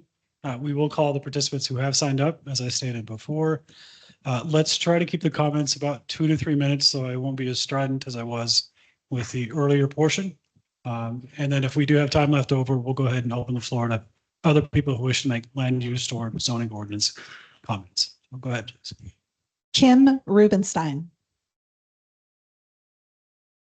And Ms. Rubenstein, again, if you go ahead and state and spell your name as we ask the other participants. Didn't hear what you said, sorry. State and spell your name, just so we have it correct. Kim Good Rubenstein, that's KIMGOODRUBENSTEIN. Okay. On behalf of Skagitonians to preserve farmland, I am here to express our opposition to the proposal of the Golden Battery Storage Project. Skagitonians to preserve farmland opposes the use of agricultural land for purposes that negatively impact farmland in Skagit County. Ag NRL lands were designated by the county as a means of protecting a critical mass of productive agricultural land. Goldeneye project seeks to take advantage of the economic investment made by Skagit County and its farmland preservation while degrading the county's base of arable land. Skagit County has protected farmland through strict zoning and purchasing development rights. As a result, the assessed value of Ag NRL land is relatively low. Non-agricultural uses, particularly those incentivized by outside sources of funding, alter the economics of this source of funding, alter the economics of this designation.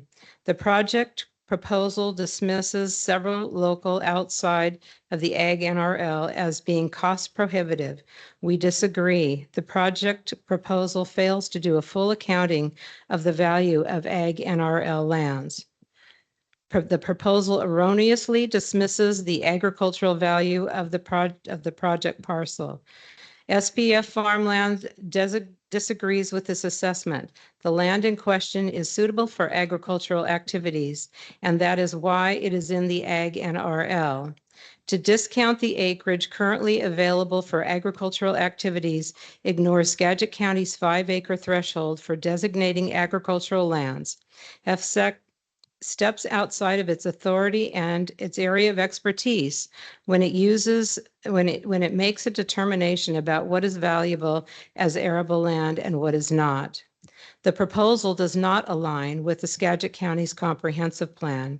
Under Section 3.2 of Appendix H, the Goldeneye project not only fails to advance any of the comp plan's goals and policies cited, the proposal's facility would actively and negatively impact each of the items cited below, despite Goldeneye's assurance to the contrary. It does nothing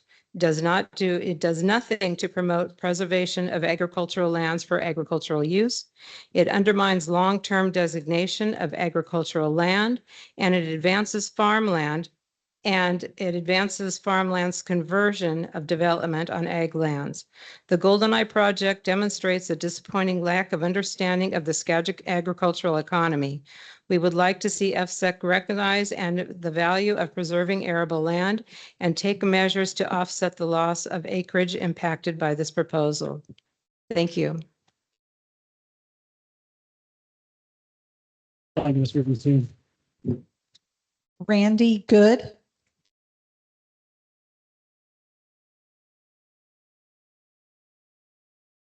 RANDYGOOD.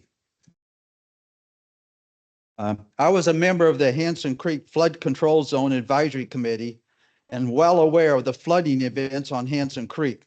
The zone was designed to protect life and property of landowners from damages resulting from floods and drainage waters in the watershed.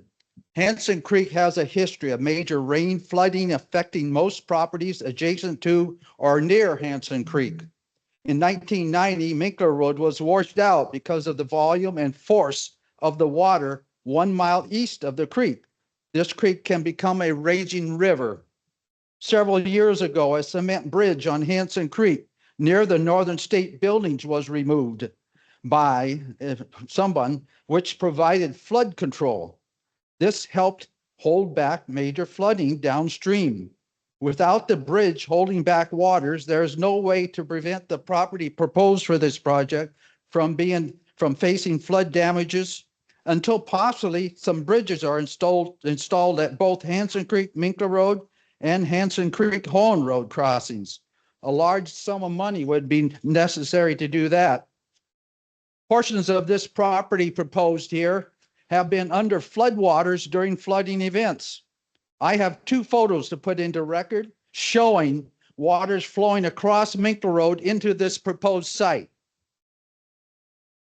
This proposed property will face full force from future flooding events from now after having that cement bridge removed. The proposed project is on agricultural land. Let's not forget that.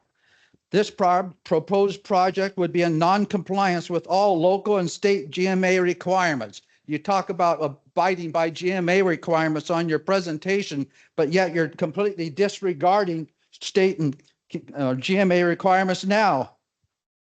There's no change necessary in our county zoning. Please consider these historical rainwater flooding events of this watershed. Above all, abide by Saskatchewan County codes, comp plan policies, and GMA requirements. And I'll attach to my comments 2 pictures that I talked about. Thank you.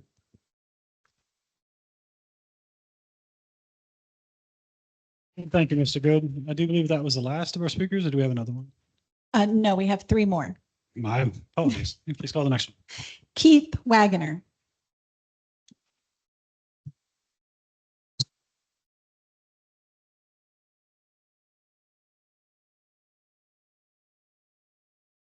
Keith Wagoner, KeithWagoner, Senator for the 39th Legislative District.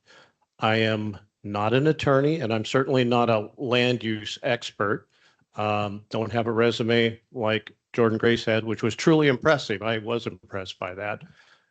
But I would like to remind people in decision-making positions that just because you can do something doesn't mean you should. And I think Commissioner Janicki kind of set the tone in her first remarks that just how important maintaining agricultural land for agricultural use is in this county. And I want to give you a yardstick by which your decision is probably going to be measured. A couple of examples, actually. We nearly let our school district in Burlington Edison go broke over a land purchase that they made, wishing to expand their school, that happened to be on agricultural land. It almost brought the school down, but the county did not budge because agriculture is that important. We've seen uses, and sometimes it goes against what I would like, but the county has been firm on this.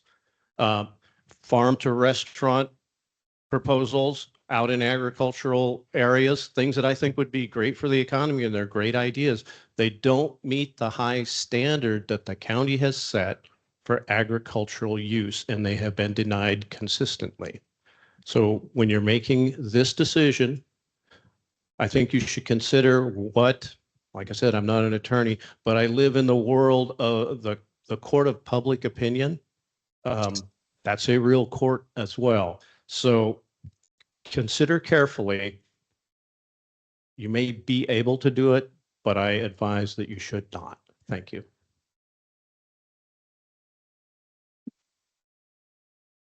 Thank you, Mr. Webinar. Thanks. Bonnie Helms. Hi again, Bonnie Helms, BONNIEHELMS. In regards to the land use, in their presentation to Black Diamond City Council, PSC noted that the greatest increase in demand on the grid was from data centers. So I'm wondering how is this consistent use for ag land, or is it just kind of to justify changing the zoning? There are forever chemicals contained in these batteries and metals attached to the particulate matter in the toxic plumes that have been measured at levels much higher than the action level in a recent study of a lithium BESS fire. Is this consistent with ag zoning, or is that going to damage future agriculture land? Technology advances, yes, but since that advancement seems to be coming largely from data centers, I'd ask them to find their own local solutions and preserve ag land. It is an excellent question about why not in Seattle, who needs a gigawatt of energy, I was told by IPA. Rural areas should not be compromised to feed urban issues. To reference the Seattle Times, to quote, a forecast by the Northwest Power and Conservation Council highlights a looming conflict between an increasingly digital world and utilities' capacity to meet surging power demand. The forecast cautioned that data centers could consume as much as 4,000 average megawatts of electricity by 2029, enough to power the entire city of Seattle 5 times over. So please be transparent about what the land is being used for. This should require a NEPA, that's N with NEPA, N is in Nancy. It's a review at the federal level before going forward, unless there is strict assurance that no energy will be used out of state. Otherwise, this isn't a utility, it's just basically a gas station. Thank you.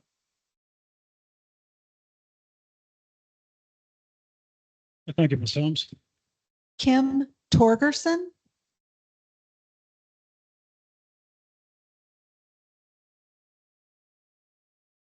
Kim Torgerson, KIM-TORGERSON. I'm coming up here because I'm really disturbed. We've got a lot of community people here that love their land, but our whole community has not been notified.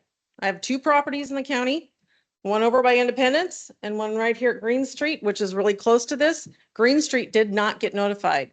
This has been going on since February 23. Ms. Torgerson, I don't mean to belay your concerns. That would have been for the public information session, not the land use consistency. If you wish to speak on that point, you're certainly welcome to. Otherwise, those comments should have been reserved for the original portion, or you can make them online. So the land use is not something that we are notified of? That's a notification portion more than it is the land use argument either for or against the project. You can certainly make those comments about the notification, which is an ancillary issue, in the comment section after. Okay, that's what I was trying to do. I apologize. I got notified at Independence, not at Green Street. And so there's many people that did not get notified about this project. And it was approved in 23. I recommend you notify the public, let the community come and hear what's going on. And everybody should be notified.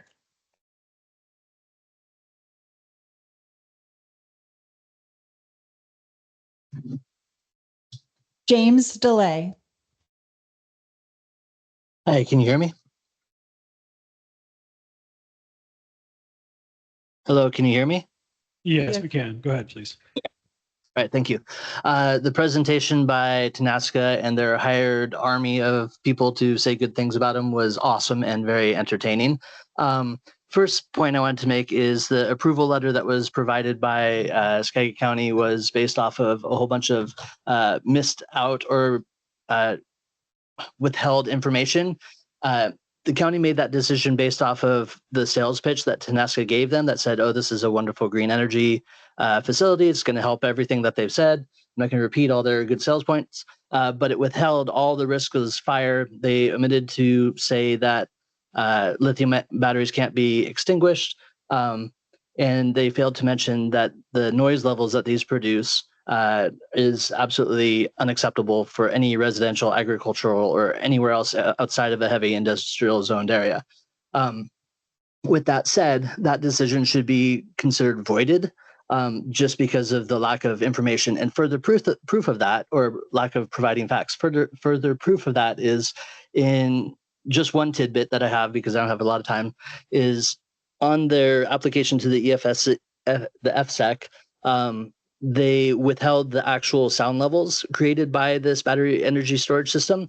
What they did was they asked, I think it was Dudek, or it was the company, the engineering firm that they paid money to do the sound engineering study. They said, hey, we want you to run this test as if our HVAC units, which are one of the many loud parts of a BESS facility, we want you to run it at 40% fan speed. As you may have learned, or you may not know, lithium batteries spontaneously combust because they and enter thermal runaway because they overheat. So the cooling systems are basically your one stop. It's your one chance of stopping a fire by keeping the lithium batteries cool.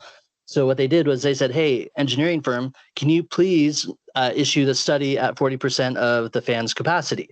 So it gave false numbers that were somewhere down. I had it in front of me, but I think they said that it was like 56 decibels.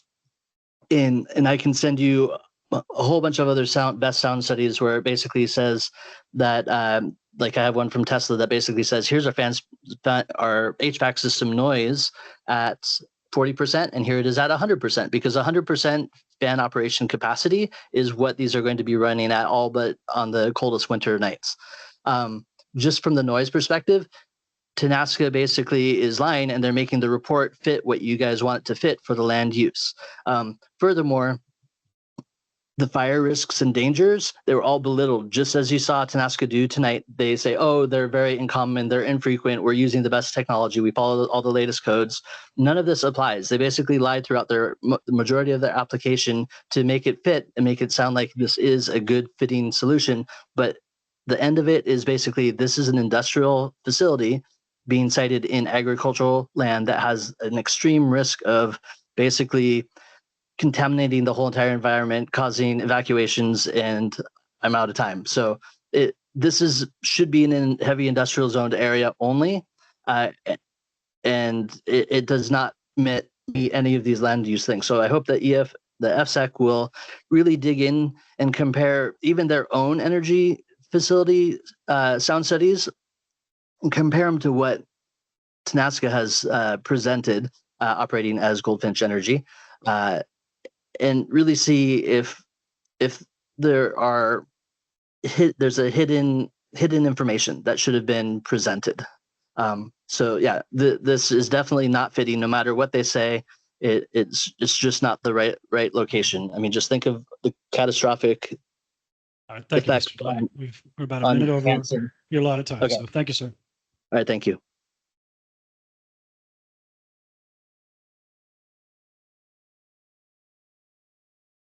I have no other speakers signed up. Thank you all. It is now past 8 o'clock and we'll be closing this hearing.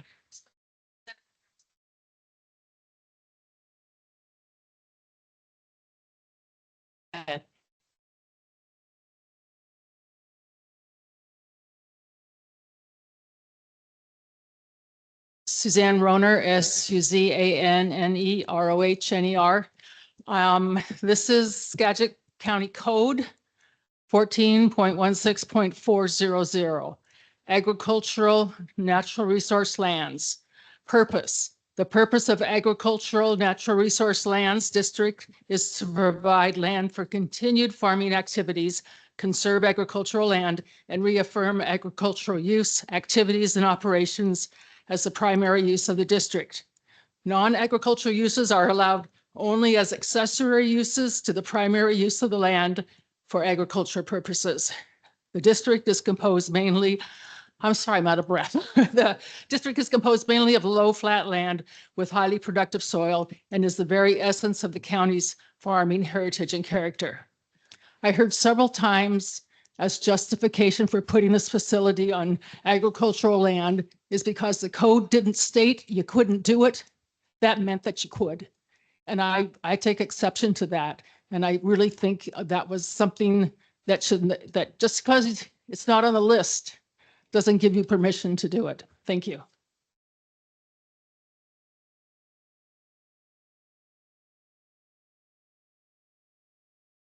I have a final comment and I respect the time.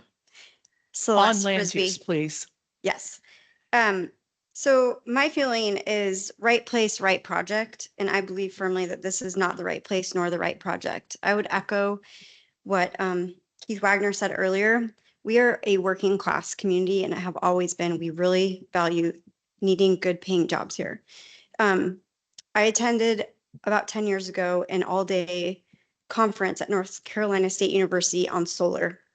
And of all the presentations I witnessed, the one that stuck with me to this day was by a representative of the U.S. Department of Defense, who announced that the U.S. Department of Defense would be doing trial projects on military bases, installing solar installations on residential houses.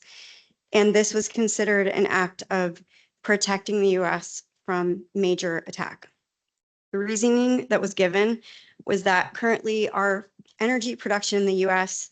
is centralized.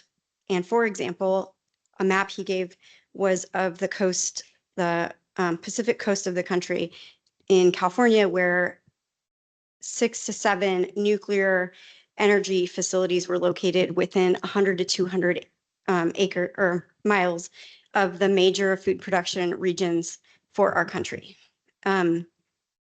What he was describing was an effort to decentralize our energy production and to move it into residences and buildings and place-based energy production. Yes, because I believe that this project is trying to centralize a lot of energy capacity in addition to the substation that we already have here, and that becomes a target. So everyone today has talked about the inappropriate land use for ag NRL because of the potential for pollutions if there's a catastrophic natural event that occurs or a meltdown. But that ignores the other possibility of it being a location, a single location that could be targeted, and it will be unmanned. Thank you.